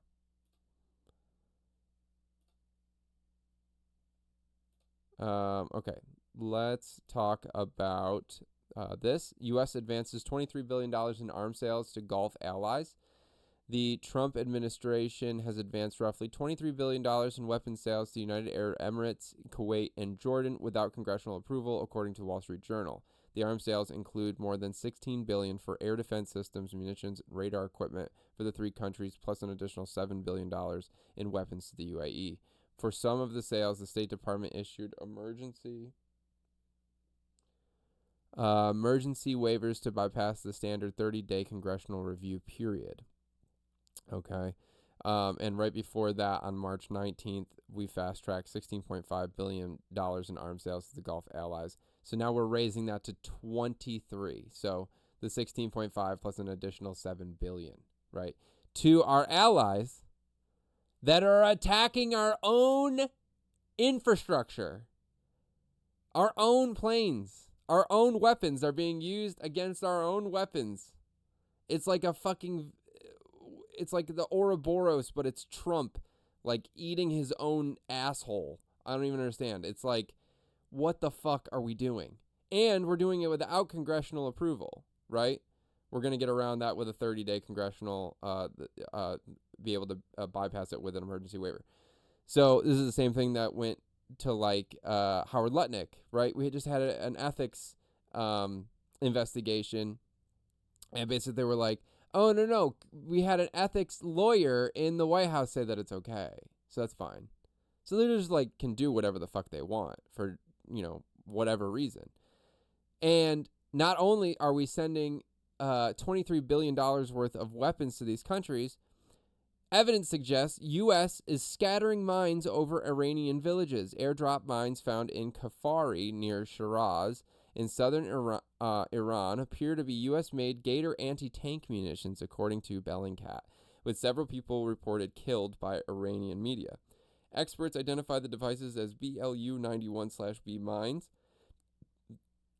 delivered via cluster munitions, with debris indicating aerial deployment. The mines appear intended to deny access to a nearby Iranian missile city by blocking vehicle movement and preventing repair or recovery operations. Importantly, the United States is the only actor in the war known to possess Gator scatterable mines.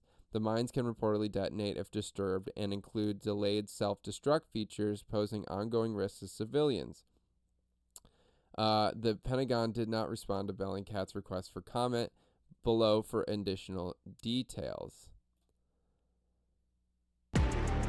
Oh, this is 17 minutes. Never mind. We're not going to be able to watch that. I don't have enough time today, unfortunately. So not only we're giving all these new weapons to all these countries, but we're also dropping mines all across Iran so that they can't get to the missile city and to deny repair recovery operations. Along with all of that, Lockheed Martin is quadrupling production of THAAD interceptor missiles for the Pentagon amid speculation that the military is running low. It's now planning to build about 400 this year, which will cost U.S. taxpayers an estimated $4 billion more than previously planned. Okay, so as you may know, the amount of interceptor missiles that we build per year was relatively low. It was like single digits, possibly reaching 12 to 15, I believe, per year. We've now updated that to 400 this year. I'm not sure. You know, I'm going to look it up. How many THAAD interceptors have been fired in Iran war?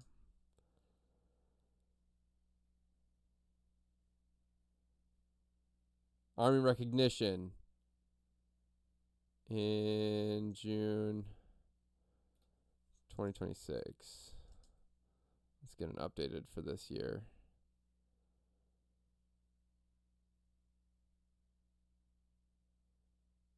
So let's say 198. That's from today. Small Wars Journal. Where did I see it?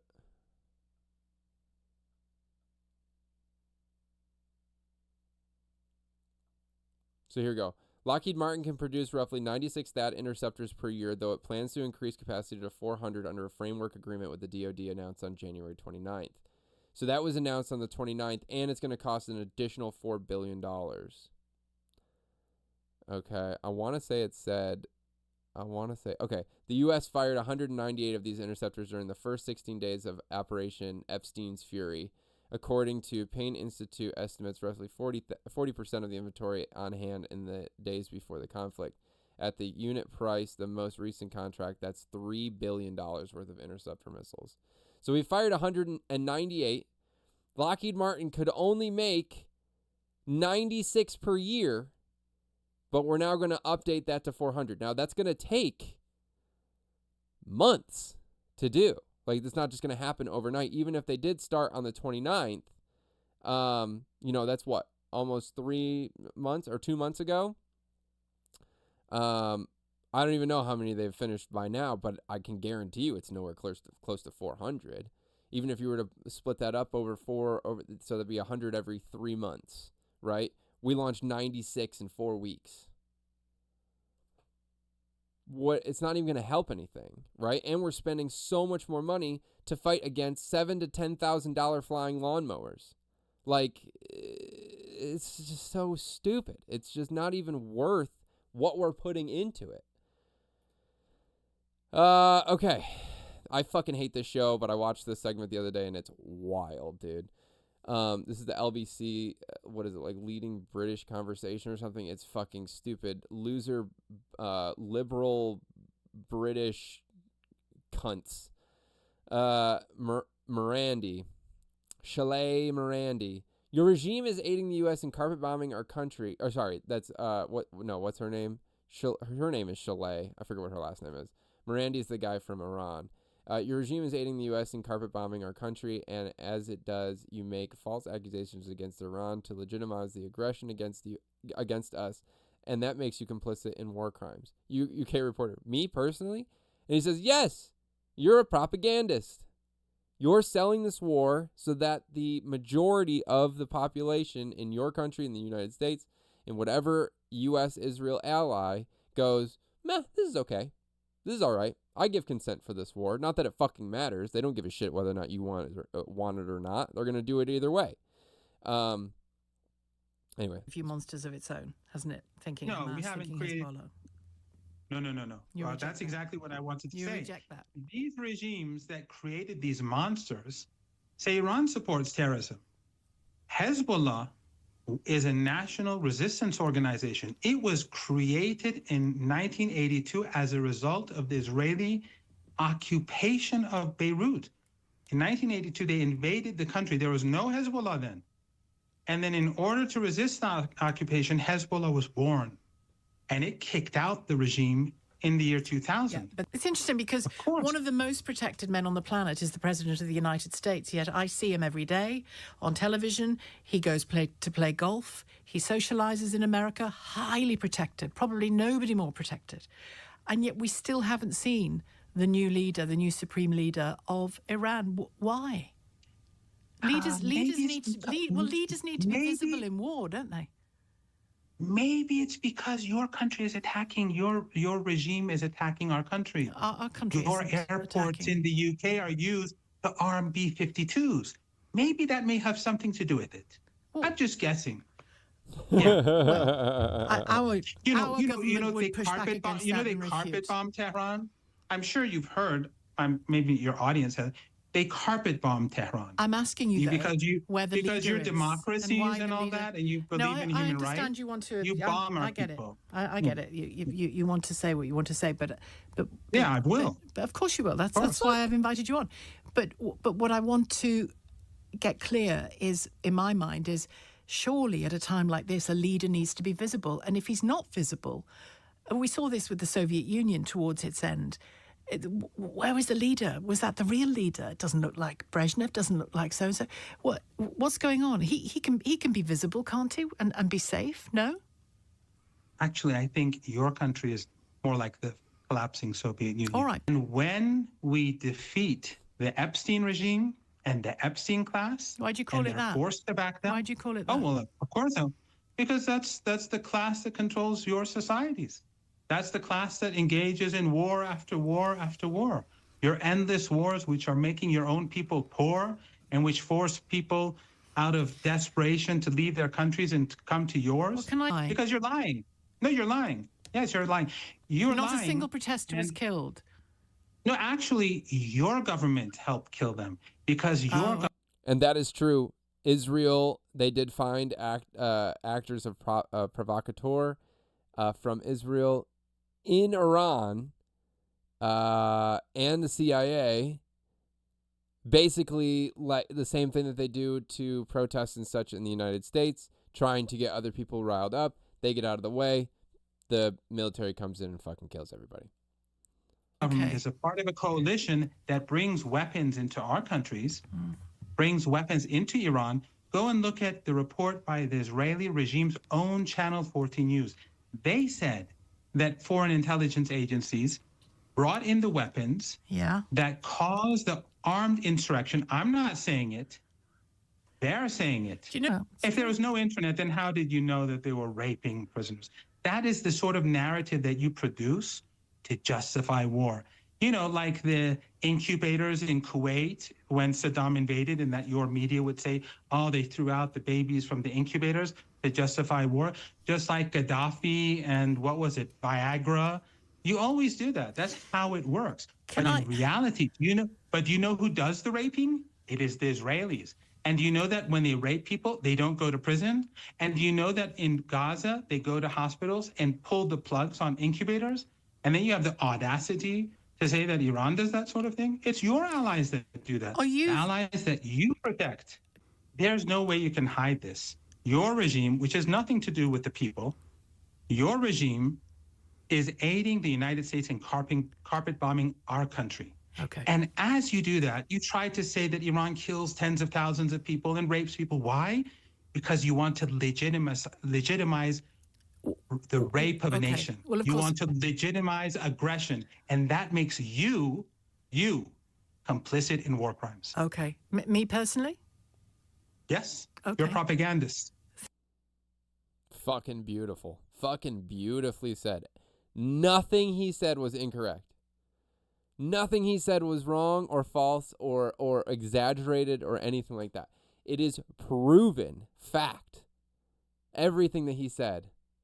That they accuse Iran or they accuse Hamas or they accuse Hezbollah of doing, the United States and Israel do on a daily fucking basis. Okay? The next portion of this is going to get into the further escalating Israeli war crimes that have been happening over the course of the week in the West Bank and all over the fucking place. So,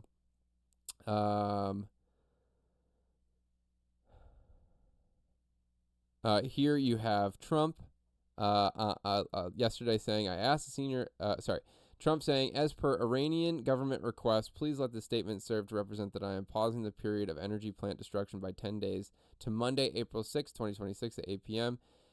Talks are ongoing, and despite erroneous statements to the contrary by the fake news media and others, they are going very well.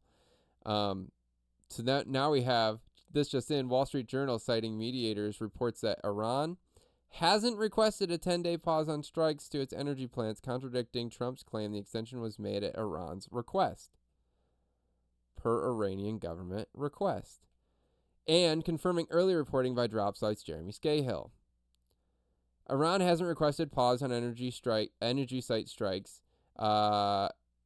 and is yet to deliver a final response to a 15-point plan to end the war. Obviously, we just saw the response to that was, here's our response, and it's stuff that the United States and Israel are never going to agree to. President Trump said earlier he was pausing strikes on Iran's energy sector for 10 more days to April 6th so peace negotiations can take place. Trump's previous deadline was Friday.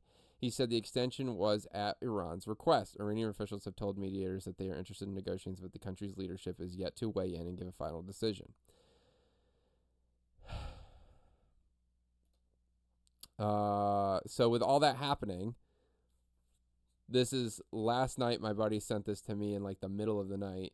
Report: Pentagon considers sending 10,000 additional troops to the Middle East. The Pentagon is considering sending 10,000 troops to provide U.S. President Donald Trump with more military options. This was reported by the Wall Street Journal, citing sources at the Department of Defense earlier with the plans.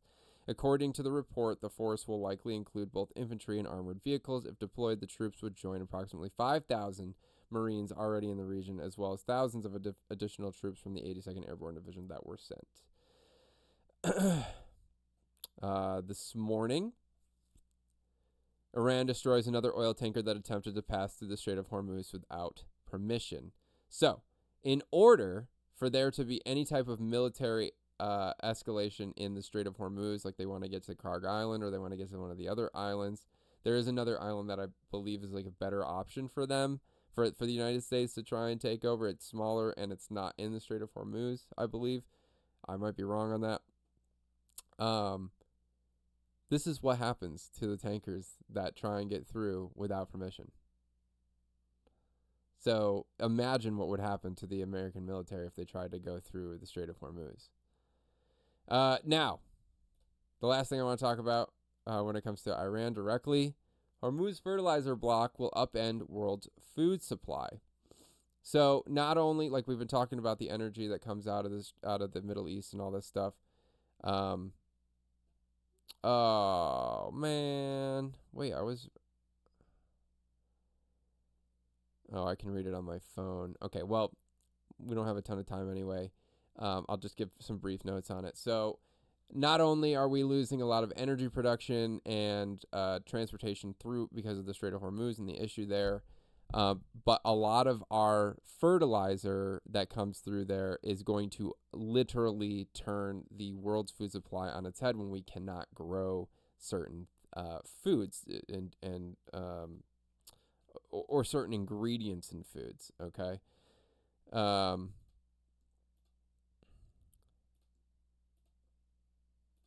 The biggest one being India, I believe. They are the second largest sugar producer in the world.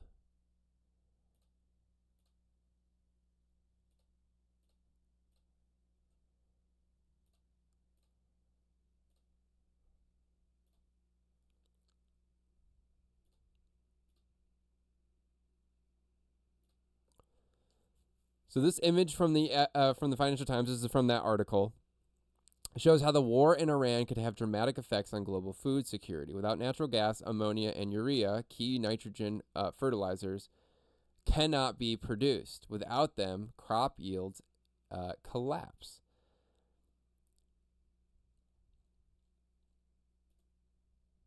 So, this is a map of India, Pakistan, and Bangladesh, okay? Full closure, partial closure. All of these fertilizer plants have closed, okay? And like I said, India is the second largest producer of sugar. They are also a huge producer of rice.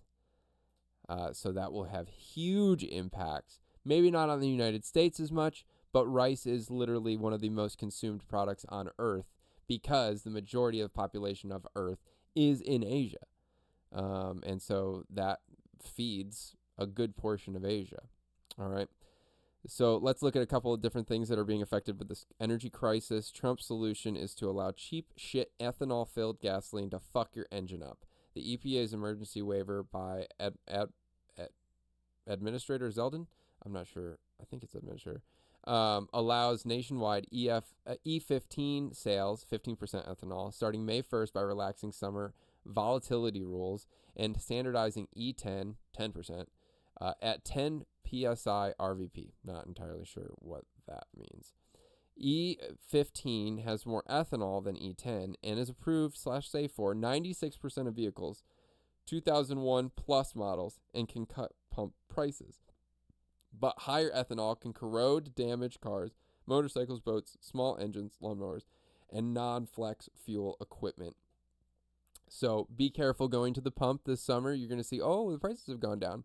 If you have a car that is built before 2001, or you have a car that has a bit of corrosion, if you live in the north and you have to deal with road salt or different types of like weather corrosion, you may want to find a station that is just doing E10 in your area if you can, or just try and stay away from E15 as much as possible because it's not good for your car. If you have a flex fuel engine, that's kind of the only way you're going to get around that.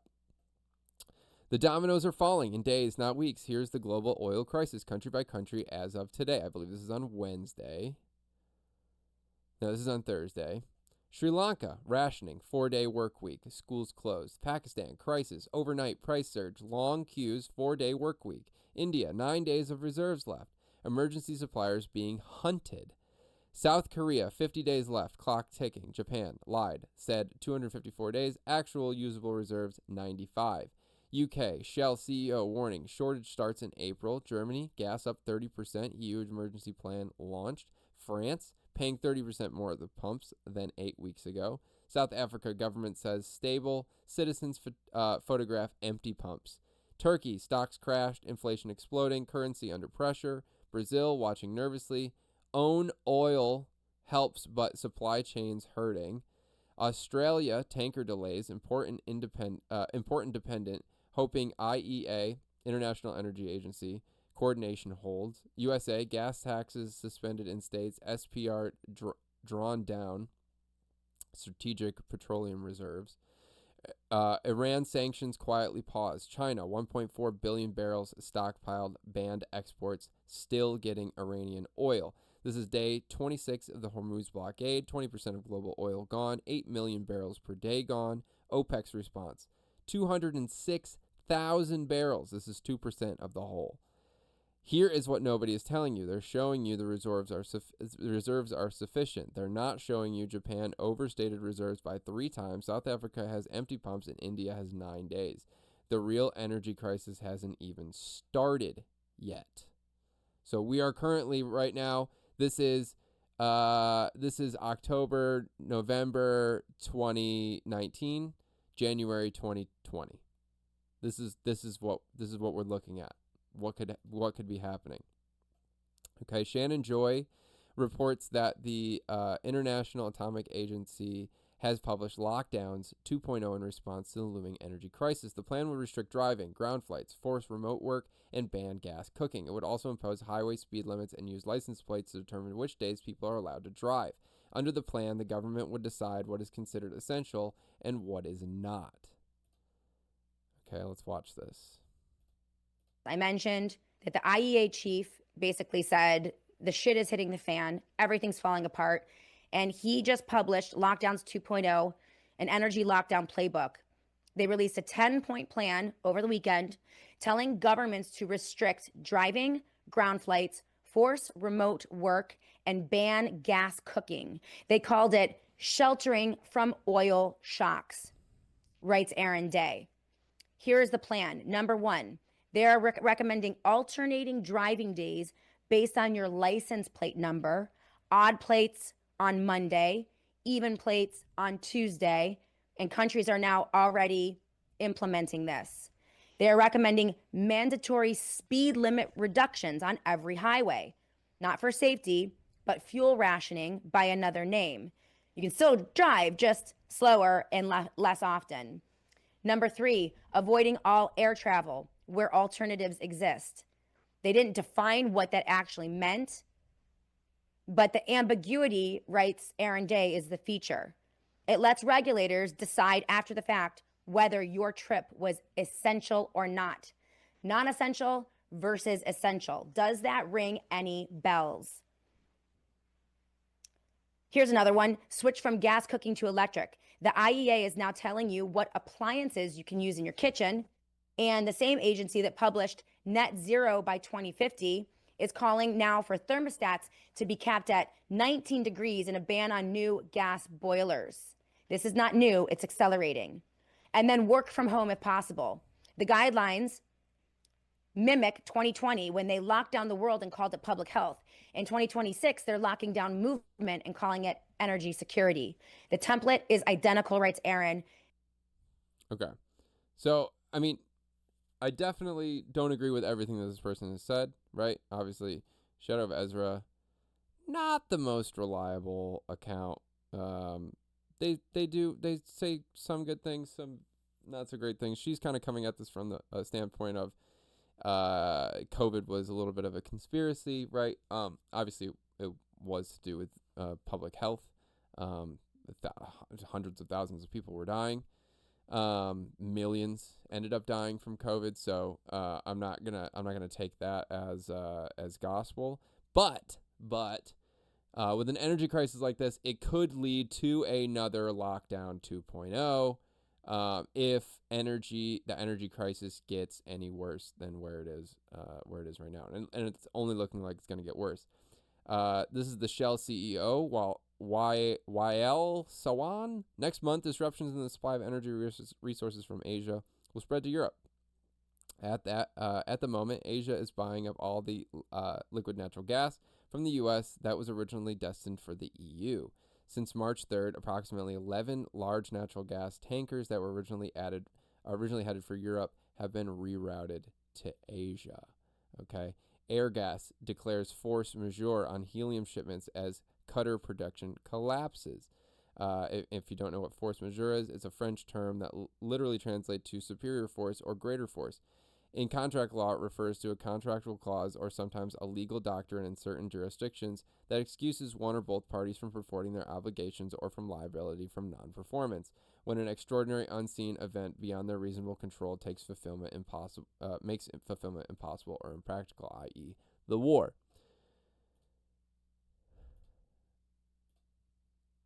Australia has been forced to order emergency fuel from the United States for the first time in decades as the global oil crisis constrains fuel shipments. This is a Sky News article from Australia. Sky News Australia is notoriously shit, and they are just straight up propagandists. They're not very reliable, but this is actually happening. If you want to go read the article, you can. I'm not going to read it right now. The last thing, my buddy sent this also to me last night.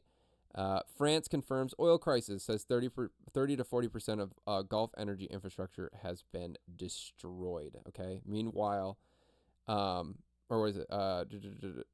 Roland Lescure revealed on Wednesday that between 30 to 40% of the Gulf refining capacity has been damaged or destroyed by Iran's retaliatory strikes, leaving a shortage of 11 million barrels a day on global oil markets. I love how they're framing this as like it's just Iran's fault. Are you fucking stupid?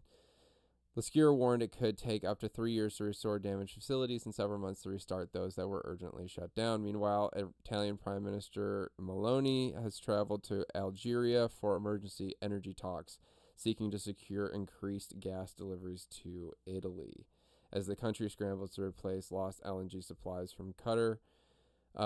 With fossil fuel supplies under severe strain, both the UK and Germany signaled on Wednesday that the energy crisis is accelerating their green transitions. This comes as European Central Bank President Christine Lagarde assured the continent that ECB has several, the European Central Bank has several options for dealing with the inflation shock triggered by the U.S.-Israeli war on Iran, and vowed that policymakers would not be paralyzed by hesitation.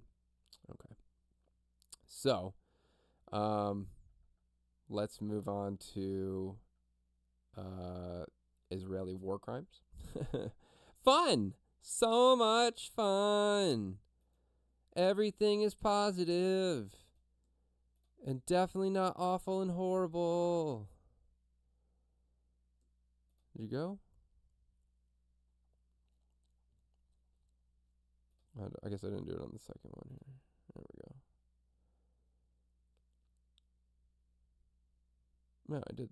Okay, wait. I did that one, but I didn't do the first one.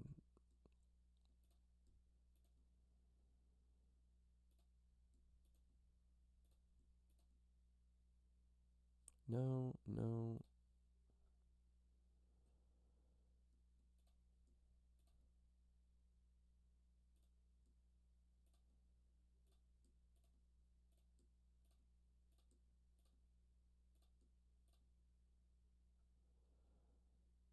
Where's everybody at today? I guess Winglord had to go to a meeting or something. There's a lot of news, y'all. Better start tuning in. If you are watching this, though, please consider giving the channel a follow. Please consider using your Amazon Prime to subscribe to the channel. It really will help me out a lot. I've also added a donation link if you would like to donate to the channel to try and raise funds to help me keep doing this. You know, this list that I created took all week to put together, and I did it for you. And a little bit of reciprocation is always appreciated. So I do appreciate you hanging out and being here today. If you're watching this later, thanks for taking the time to watch the stream and learn what you can about what's going on, because there's always so much going on. Okay, first thing, I'm going to start with a little bit of good news. Israeli chief of staff warns that Israeli forces are on course to collapse. According to the report from Ynet, Israeli chief of staff Eyal Zamir issued a stark warning during a cabinet meeting, declaring that Israel forces are on course to collapse into themselves under mounting internal and operational strain. Zamir cautioned that force requirements are rapidly expanding while the army remains overstretched across multiple active fronts from Gaza and Lebanon to Syria and the occupied West Bank. They're not even including Iran, because they're not there with boots on the ground. It's mainly just been missile launches. The warning came as the government pressed ahead with expanding illegal outposts in the occupied West Bank, further burdening an already depleted military. Samir highlighted a surge in Israeli settler violence, forcing the redeployment of additional battalions, while stressing the growing demands on manpower are incompatible with current capabilities.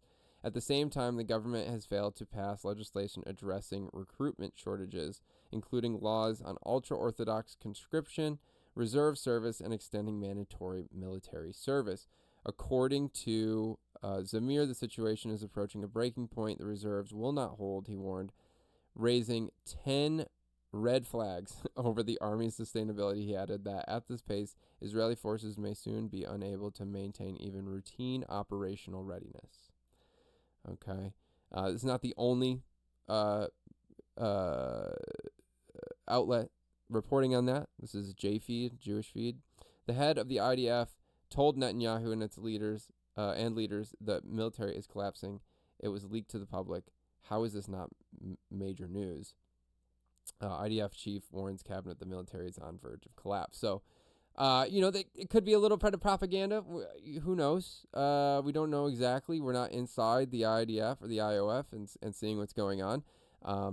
But it does give me a little bit of a flutter in my heart, a little bit of happiness in my day to know that these war criminals are finally maybe getting close to collapsing in on themselves. I don't know.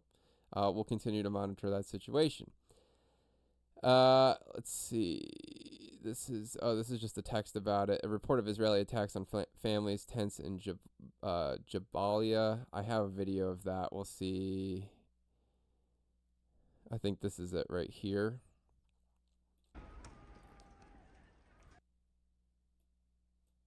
This is Israeli airstrike targets tent camp in Gaza.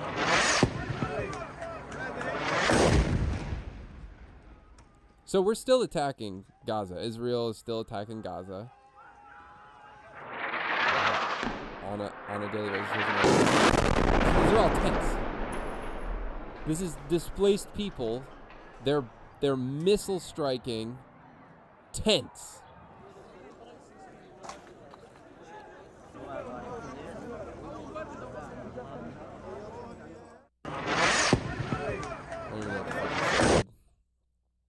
Now, this is a crazy video.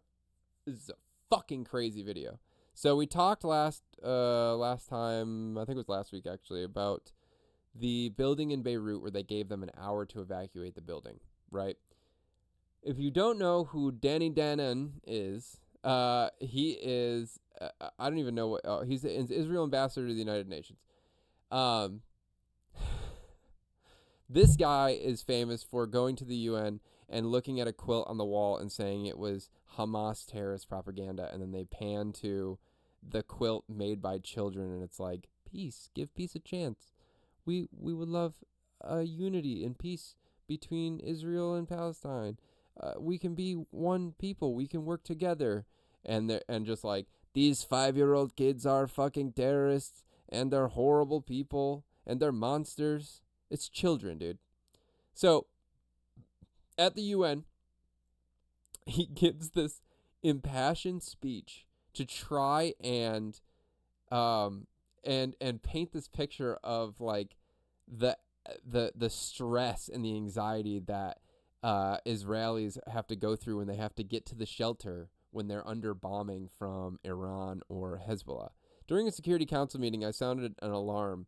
I sounded a siren. Sorry, I sounded a siren with a 15-second timer and asked the ambassadors to imagine the reality in Israel. Imagine you have 3 children and 15 seconds to run to a shelter. Which child do you take first? Are you fucking kidding me, bro? 15 seconds? That's what you're saying? This is... President, watch this shit. let me share with you the reality we are facing on the ground in Israel today. When Hezbollah launches one of their rockets, and it happens almost every day, this is what Israelis hear. Inshallah.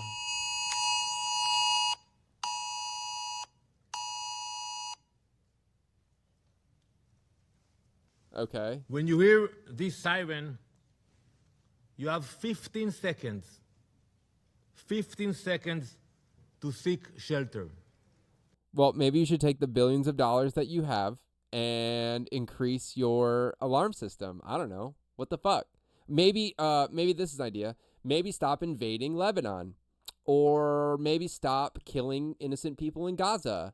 Or maybe stop preemptively striking, preemptive retaliatory striking foreign countries because you're lying about the fact that they don't have nuclear weapons. You're saying they do, and they don't have nuclear weapons. I don't know. Maybe you wouldn't get hit by missiles. Just a thought. Think about that for one moment. 15 seconds. Imagine you are at home. You have 3 children. 10, 9, Which one do you take with you first? 7, 6. Do you go back for the others? 4. Do you carry your elderly 2, parents? 1.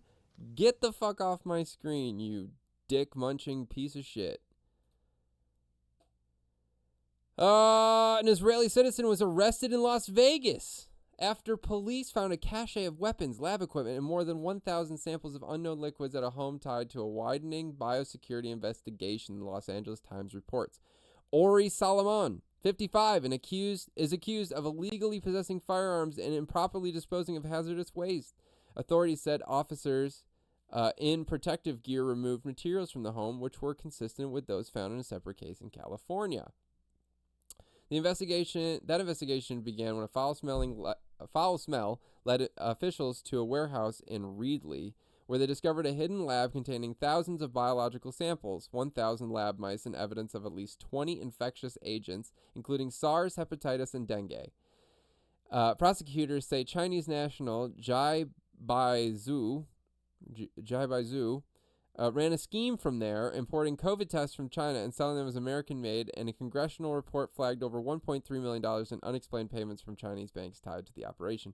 Investigators found Zhu had listed a Las Vegas house as bail collateral and called it hundreds of times over the past year, making it a key lead that led police to raid the Sugar Springs Drive property where Ori Solomon was identified as the manager.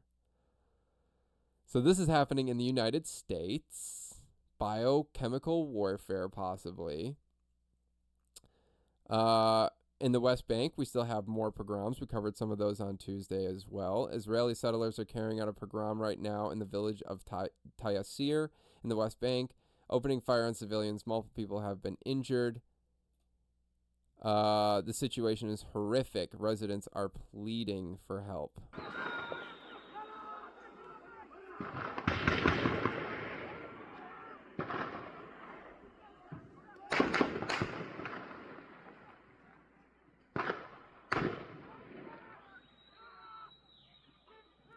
Look at these people are just like, just walking. Either if they live there, they're so used to this, or if they're not, those are Israeli settlers coming in to cause absolute terror to the people of the West Bank. Again, not controlled by Hamas, not under the control or leadership of Hamas. West Bank is completely autonomous from the rest of the country. Here we have Israeli politician Yitzhak Koizer says killing Palestinian children is normal if it supports the IDF mission. He adds there are no innocent children in the West Bank. Why? Why are there no innocent children in the West Bank? I thought Hamas was the enemy. Is it not Hamas? Is it just all Palestinians? That's what it is, right? It's all Palestinians. Every possible stage, I back the idea of fighters in every situation. Even if the price is killing children or women, it doesn't interest me. We back our fighters at any price and no matter what the result. First of all, full backing, and in Jenin, there are no innocent civilians. There are no innocent children. Those same ones that were born in 2006 from the expulsion of Kush Tapif, they are the Nakbas of 2026 on the 7th of October. And therefore, I do not even a bit, any kind of feeling of mercy for Palestinians. So it's not Hamas, right? Just like it's not Hezbollah in Lebanon. It's land grab, it's extermination, it's no mercy. It doesn't matter what the government is or what the resistance organization is. They will do whatever they want. They will do whatever they see is necessary to have this. Okay, so here's something. Okay, I brought up earlier this week. Passive language. We were talking about passive language. I have two great examples of this. Let's look at this real quick, okay? Man in military fatigues is a new one. Video shows man in military fatigues shooting mentally disabled Palestinian in West Bank. That's from December 6, 2023. But Israeli soldier, right? This is called passive language. Man in military fatigues. We're not assigning blame to anyone, even though we know it's an Israeli soldier. We can see from the video, these are IDF soldiers, or IOF soldiers. Same thing here. This is a great example of terrible headline from New York Times, which avoids all useful information. This is from yesterday. Displaced by war, many seek shelter in Beirut. Okay, on the top of that, it's like, doesn't sound that crazy, but let's look more. Displaced, who? How many? War, who invaded and displaced them? Shelter in Beirut, is it safe or is Israel bombing Beirut? Can they return home or is Israel occupying it? Now, you may not be able to answer all of these questions, but you could definitely reword this in a way that's not so passive, right? That gives actual accurate information. Here we have another video of another tent being destroyed, a tent being bombed in Israel or in Gaza. These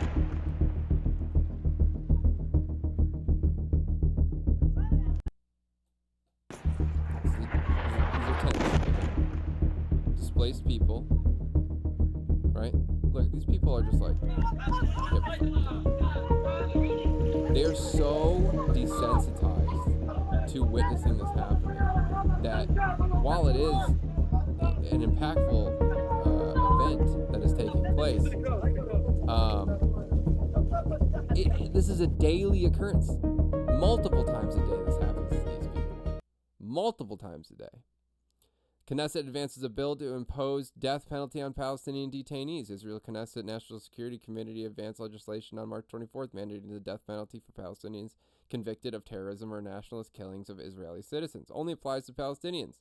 The bill excludes Israelis accused of similar violence against Palestinians. Retroactive risk. Provisions could allow the law to be applied to prisoners already in detention.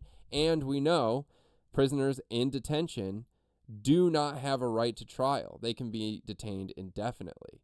No pardon, lower threshold, executions would be carried out within 90 days with no possibility of clemency and no requirement for unanimous judicial approval. Fast-tracked vote. Lawmakers aim to pass the final two readings as early as March 30th before the Knesset recesses for Passover. If approved by a simple majority, the bill would become law upon publication in the official register. Now, here's a map of all of the torture camps, right, the concentration camps that they have. 16 detention facilities where Israel abuses Palestinian prisoners, okay? Now, this one's important here. Megiddo. Megiddo has to do with Armageddon. This is where the end of the world is supposed to happen. This is literally the origin for the word Armageddon. Megiddo, the final battle, right? We already said this is a holy war. Israel has not prosecuted a single killing of a Palestinian civilian in the West Bank since 2020. No Israeli soldier, police officer, or settler has been charged for killing a Palestinian civilian in the occupied West Bank since the start of this decade. A Guardian review of legal data and public records show. At least 1,100 Palestinian civilians have been killed there since 2020, more than a quarter of them children. So 250 to 300 kids have been killed. Dozens of former Israeli security chiefs, including 2 former military heads, 5 former Mossad and Shin Bet directors, and 4 ex-police commissioners have signed a letter warning that almost daily attacks of Palestinians amount to organized activity by people wearing uniforms who shoot at innocent civilians and burn the property and homes of civilians. They warned that failure to address what they called Jewish terrorism poses an existential threat to Israel.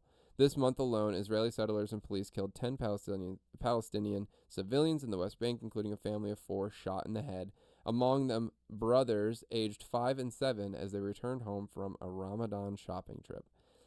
According to legal rights group Yesh Din, between 2020 and 2025, over 96% of police investigations into settler violence concluded without an indictment.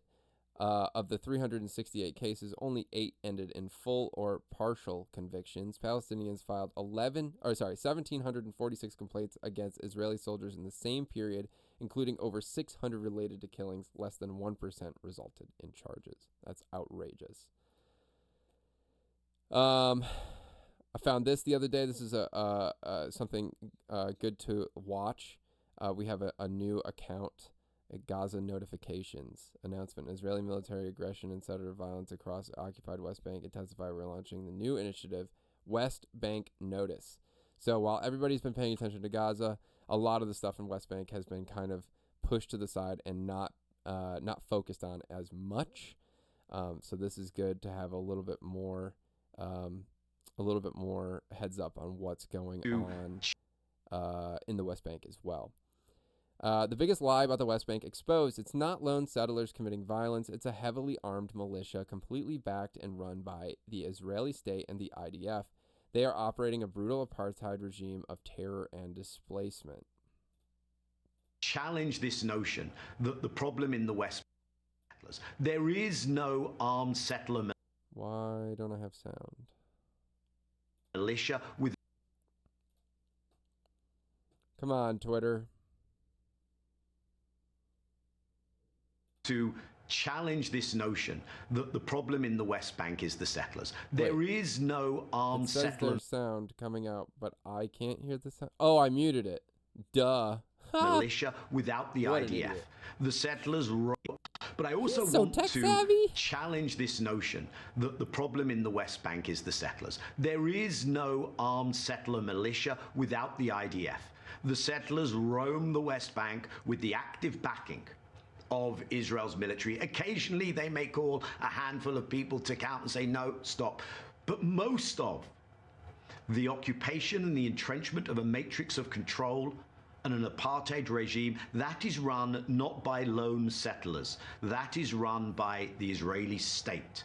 That is run by the IDF. It is the IDF and the Israeli state that run that regime of control, that also, as you mentioned, despite the so-called ceasefire, are in control of about 60% directly of Gaza, are carrying out daily military assaults, daily killings of Palestinians in Gaza, still not allowing the necessary humanitarian assistance or shelter into Gaza, and in parallel conducting the largest military intervention in the West Bank, the largest displacement and destruction, often focused on refugee camps like Jenin, Tulkarm, Nur al-Shams, that we have seen since 1967. I think this will ultimately end very badly for Israel and generate tremendous blowback. But in the meantime, it is again the Palestinians bearing the. But I also. There you go. Trump and Israel killed Dr. Saeed Shamgadari in Tehran on Monday. They bombed his home, killing him and his children. He was a professor of electrical engineering at Iran University of Science and Technology. They obliterated an entire neighborhood to assassinate a civilian academic. War crime. Suggesting it might remain there beyond the fighting. The entire fucking world is in denial. Just mass denial and mass delusion. Breaking news from the New York Times. Israel said it planned to expand the territory it controls in Lebanon, suggesting it might remain there beyond the fighting. So we are heading back to a 1982 to 2000 style invasion and permanent displacement of the people in Lebanon. Okay, so earlier this week, there was I don't even know,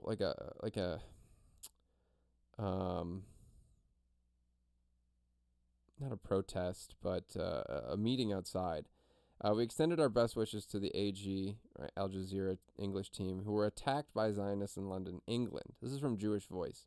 We condemn the attack on the Al Jazeera team. The perpetrators must be brought to justice. Immediately, they won't. The twisted Zionist mentality perpetrates such disgraceful acts wherever they happen to be. These individuals are by no means Jews. They are Israeli Zionist gangs. Unfortunately, due to Zionists, the Jewish community in Europe is also under attack. Zionists are fueling anti-Semitism. Whoever carried out this attack is by no means Jewish. They are godless Zionists dressed as Jews. Okay, so the last few things we just looked at talk about how when Israel engages in these, unreasonable, total crimes, right? It only perpetuates, and you have Judaism tied to Zionism, right? By not being able to criticize Zionism or say you are anti-Zionist, you are tying it and conflating it with Judaism. Therefore, it automatically becomes anti-Semitic, right? So what happens then is you have people that are pissed off about Zionists, and they go, "Oh, well, Israel said that it's anti-Semitic to criticize Zionists, which are all Jewish people, not at all. A lot of Zionists are Christians. This drives up actual acts of anti-Semitism when it comes to attacks, physical attacks, harassment, what have you, against the Jewish community. We're not going to watch the whole video. I'm running out of time. You can go check that out. Jewish U.S. orthopedic surgeon Mark Perlmutter, who worked in Gaza, recounted that Israeli soldiers took 2 Palestinian children, tied their hands behind their backs, and buried them alive at Nasser Hospital, their cries muffled by the dirt poured over them. Now, I don't think this guy was here. I'm pretty sure he heard this story from someone else. Him witnessing 2 children being pushed into the mass grave by Israeli soldiers with a bulldozer, and then their cries being muffled by the dirt that was poured upon them while they were being buried alive. And then when the bodies were excavated, the red and green shirts of these kids, whose hands were tied behind their backs, were found. That type of monstrousness, that level of heinous behavior can only happen if your hatred is formulated by design from your birth. Him witnessing. So as the Israelis like to say, or Zionists like to say in Israel, Palestinians are trained, are educated from birth to hate Jews, right? When, again, like we just said, everything that they accuse Lebanon, Hamas, or Iran of doing, Israel and the United States are guilty of doing themselves, right? This is crazy. This is wild. Israeli Jews in the West Bank are defending themselves by draining the water tank of Palestinian families so their livestock will die, trying to force them off their land. So he just is making us lose all the water. He's opening the water system so that he's wasting the water for people to drink. He has a gun. And he's wasting all the water for people to drink, to give, and he put his foot there so that we cannot forbid him to Don't touch him. And what we just said, 96% of people and crimes are not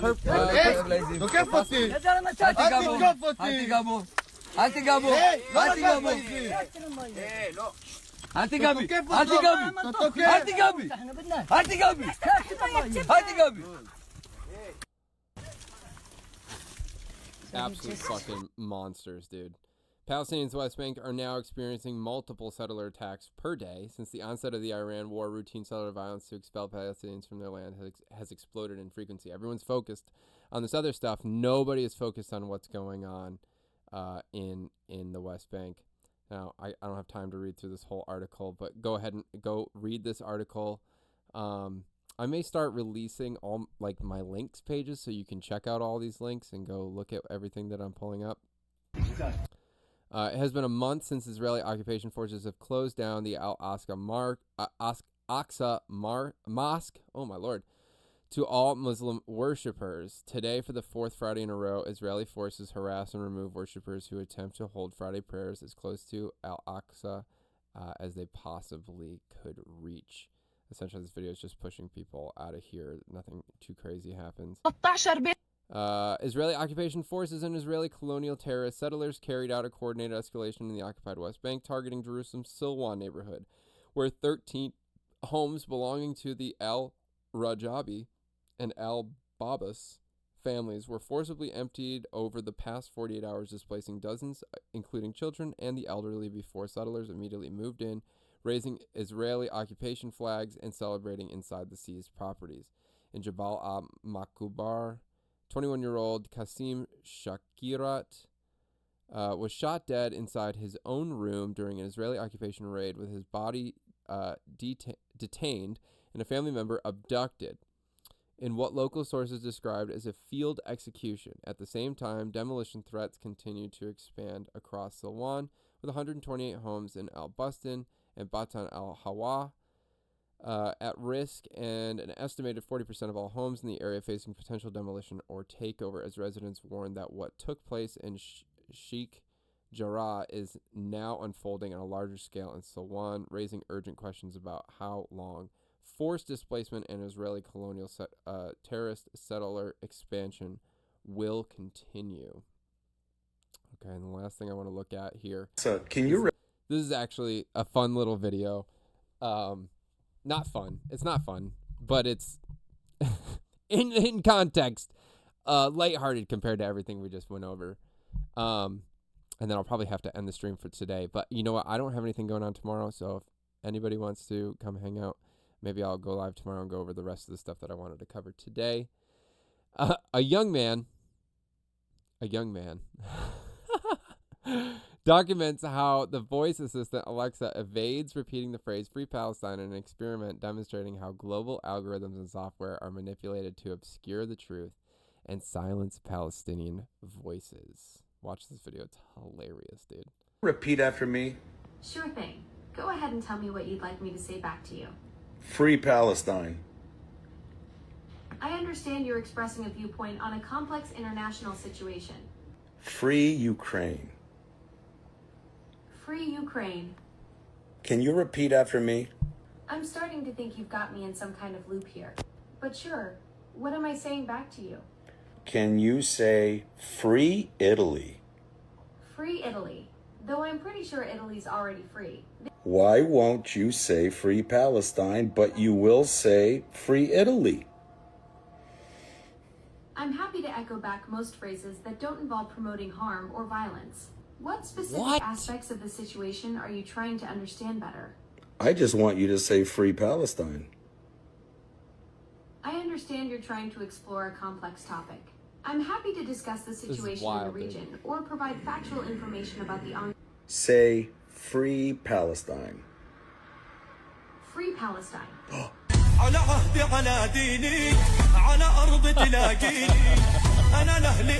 Alexa, can you repeat after me? Oh my god, it's so crazy, dude. It's so crazy.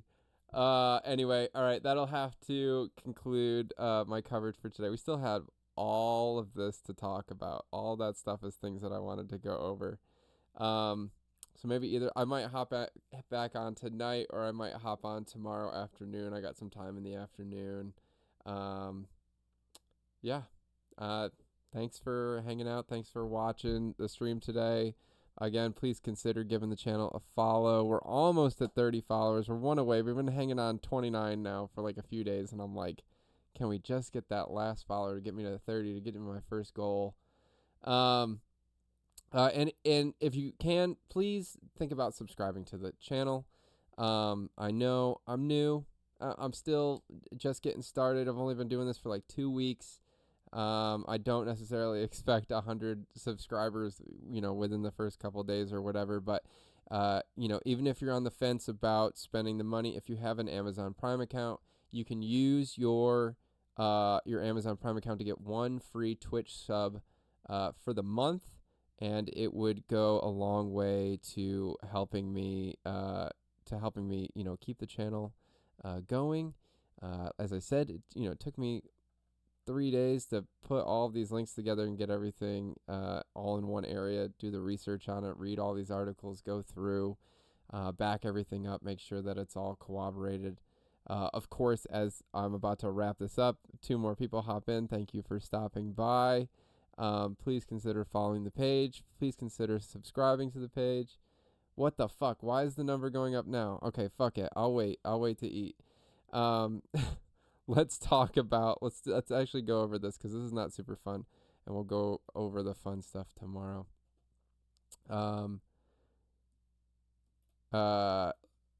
There has been an exploding amount of fraud and what I'm calling juicing the markets. Just different things that are not ethical that are going on. We'll go over these super fast. I'll fly through these pretty quick. Breaking: Fannie Mae says it will start accepting crypto-backed mortgages. Per the Wall Street Journal, the mortgage finance giant will let home buyers pledge their crypto holdings when getting a mortgage. Fannie is backed by the government and overseen by the Federal Housing Finance Agency.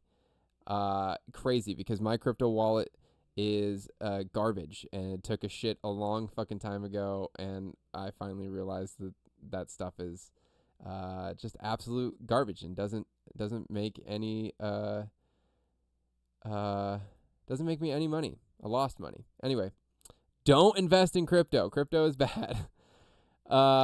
Here we have an exchange between Senate budget Democrats. Is it true that people making under $148,000 pay 12.4% in Social Security tax? Yes. And the rate for someone making $1 million, 2.2%. How is that ethical? How is that? So 12.4% for people making less than 184, but 2.2 for a millionaire, or 0.0002% for billionaires. I also want to say one thing real quick. This is kind of crazy. I just spent the last over an hour talking about Israel Iran, and Lebanon and had 2 people hanging out the entire time. As soon as I closed those tabs, my viewer count went up and people are here. That's weird. That seems strange to me. Just noticing a little correlation there. Is it right that those making under $184,500, their effective payroll tax rate is roughly 12.4%?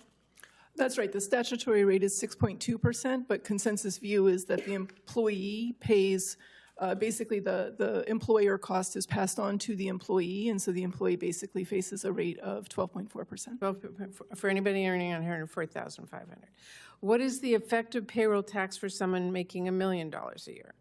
So they would pay the 12.4% on that first $185,000 roughly, and then would not pay additional tax on labor income above that amount, and so that math would work out to about 2.2%. Why? Okay, so 12.4% for someone under 184.5. A millionaire would be about 2.2. What if you're a billionaire like Trump or Musk? Your Social Security tax would be effectively, on my understanding, very, very much smaller.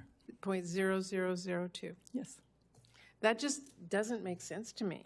And when the richest people in the country have the smallest effective tax rate, that does not seem to me like a very fair system, especially Christine, thanks for stopping when we are by. now Thanks 6 for years coming away by. from I'm retired about workers to wrap it up. facing I was going to wrap it up, and then I got a sudden in influx their of viewers, Social so I decided Security to go through these last few financial headlines that I wanted to go over. But I really appreciate you being here.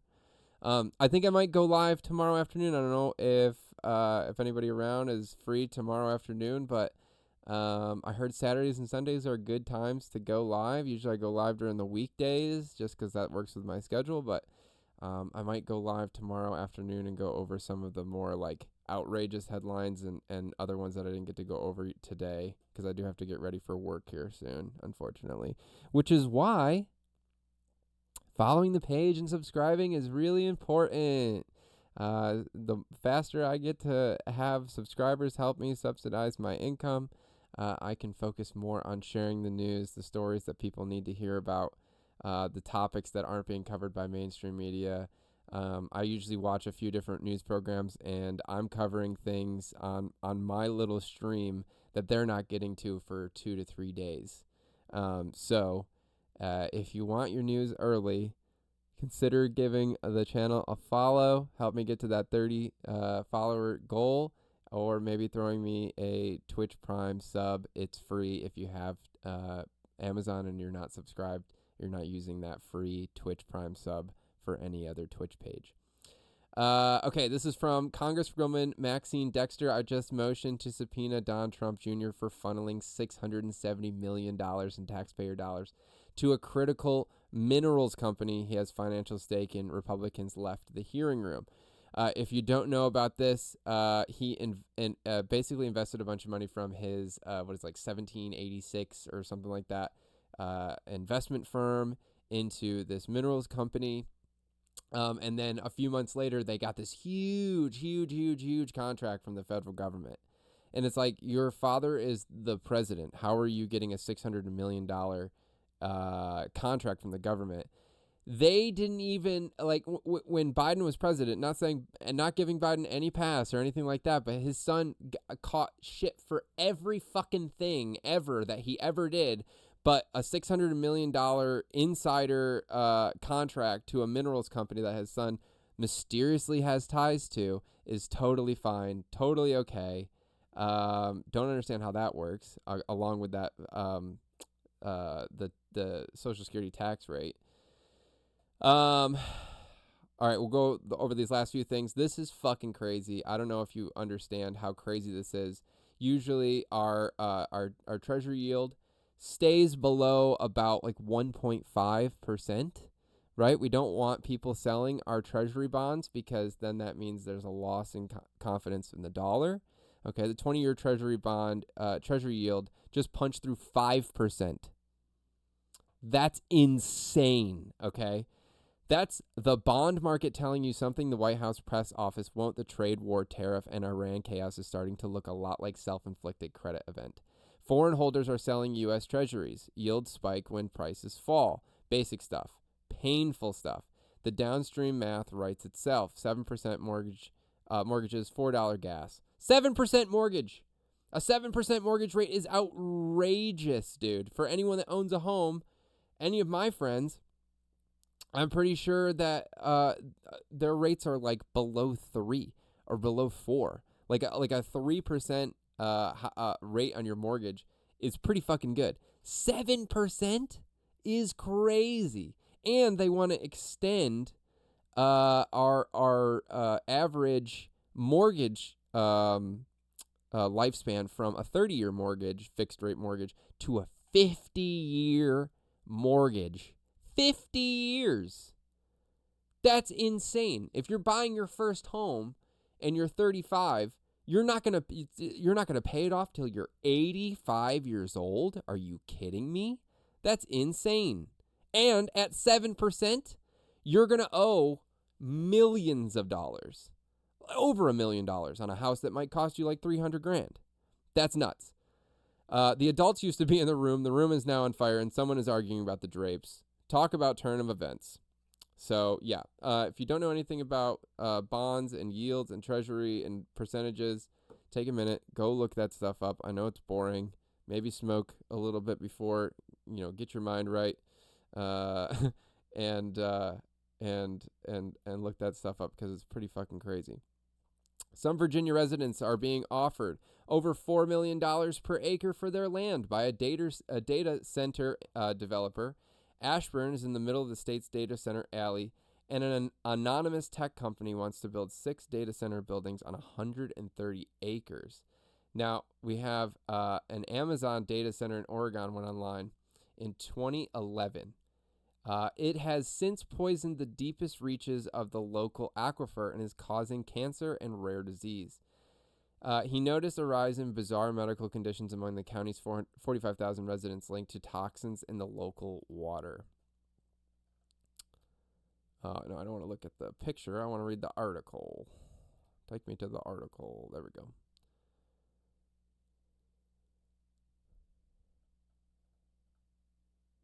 For the hundreds of communities who have been saddled with data centers in recent years, the bulky fixtures are sources of unbearable noise, soaring energy prices, and plenty of electrical fires. Add another grim possibility to that list, debilitating rare cancers. Reporting on the data center boom in the state of Oregon, Rolling Stone tells of the story of Jim Doherty, a cattle rancher and former county commissioner of Morrow in East Oregon. Doherty's story began when he noticed a rise in bizarre medical conditions among the county's 45,000 residents linked to toxins in the local water. Working with the county health office and rancher-turned-official began a survey of 70 wells throughout his jurisdiction, 68 of which his testing found violated the federal limit for nitrates in drinking water. Of the first 30 homes he visited, Doherty told RS that 25 residents had recently had miscarriages, while 6 had lost a kidney. One man, about 60 years old, had his voice box taken out because of a cancer that only smokers get, but that guy hadn't smoked a day in his life. But the spike in cancer-causing pollution wasn't just the fault of local farms, as Doherty expected. It had its roots in the 10,000-square-foot data center by the commerce giant Amazon, which first went online in Morrow County in 2011. Basically, the allegations go like this. Industrial mega farms operating in the area are responsible for churning out millions of gallons of wastewater laden with nitrates from fertilizers. All that waste has to go somewhere, which is one way of saying it mostly ends up in the ground. Amazon's hulking data center, thirsty for water to cool its bloating hot computer chips, supercharged this process, adding millions of gallons of wastewater a year to a heavy volume of farm runoff, which Morrow County was already struggling to keep up with. Soon, even the deepest reaches of the local aquifer were tainted, according to RS, Rolling Stone, as huge volumes of data center and agricultural wastewater saturated the water table. This meant that the data center itself began taking on the toxic sludge as it drew on groundwater to cool its electronics. When it did, evaporation only further concentrated the wastewater, which occasionally contained nitrate levels 8 times higher than Oregon's safety limit. The super concentrated data center water that made its way back into the waste system where ostensibly ostensibly, piled up all over again. In response to the allegations, Amazon spokesperson Linda Lewandowski said that our data centers draw water from the same supply as the community members. Nitrates are not an additive we use in any of our processes, and the volume of water our facilities use and return represents only a very small fraction of the overall water system, not enough to have any meaningful impact on water quality. Morrow County residents, however, beg to differ. The historical precedent here is Flint, Michigan. Says Kristen Ostrom, executive director of activist group Oregon Rural Action. She told Rolling Stone, in part because of how slow the response to the crisis has been, and in part of who's affected. These are people who have no political or economic power and very little knowledge of the risk. So what did I say on Tuesday, right? Who is the easiest community to victimize? Poor people with no economic power, no political power, right? They can just shit on you all fucking day long, and you're not going to do anything about it because you can't.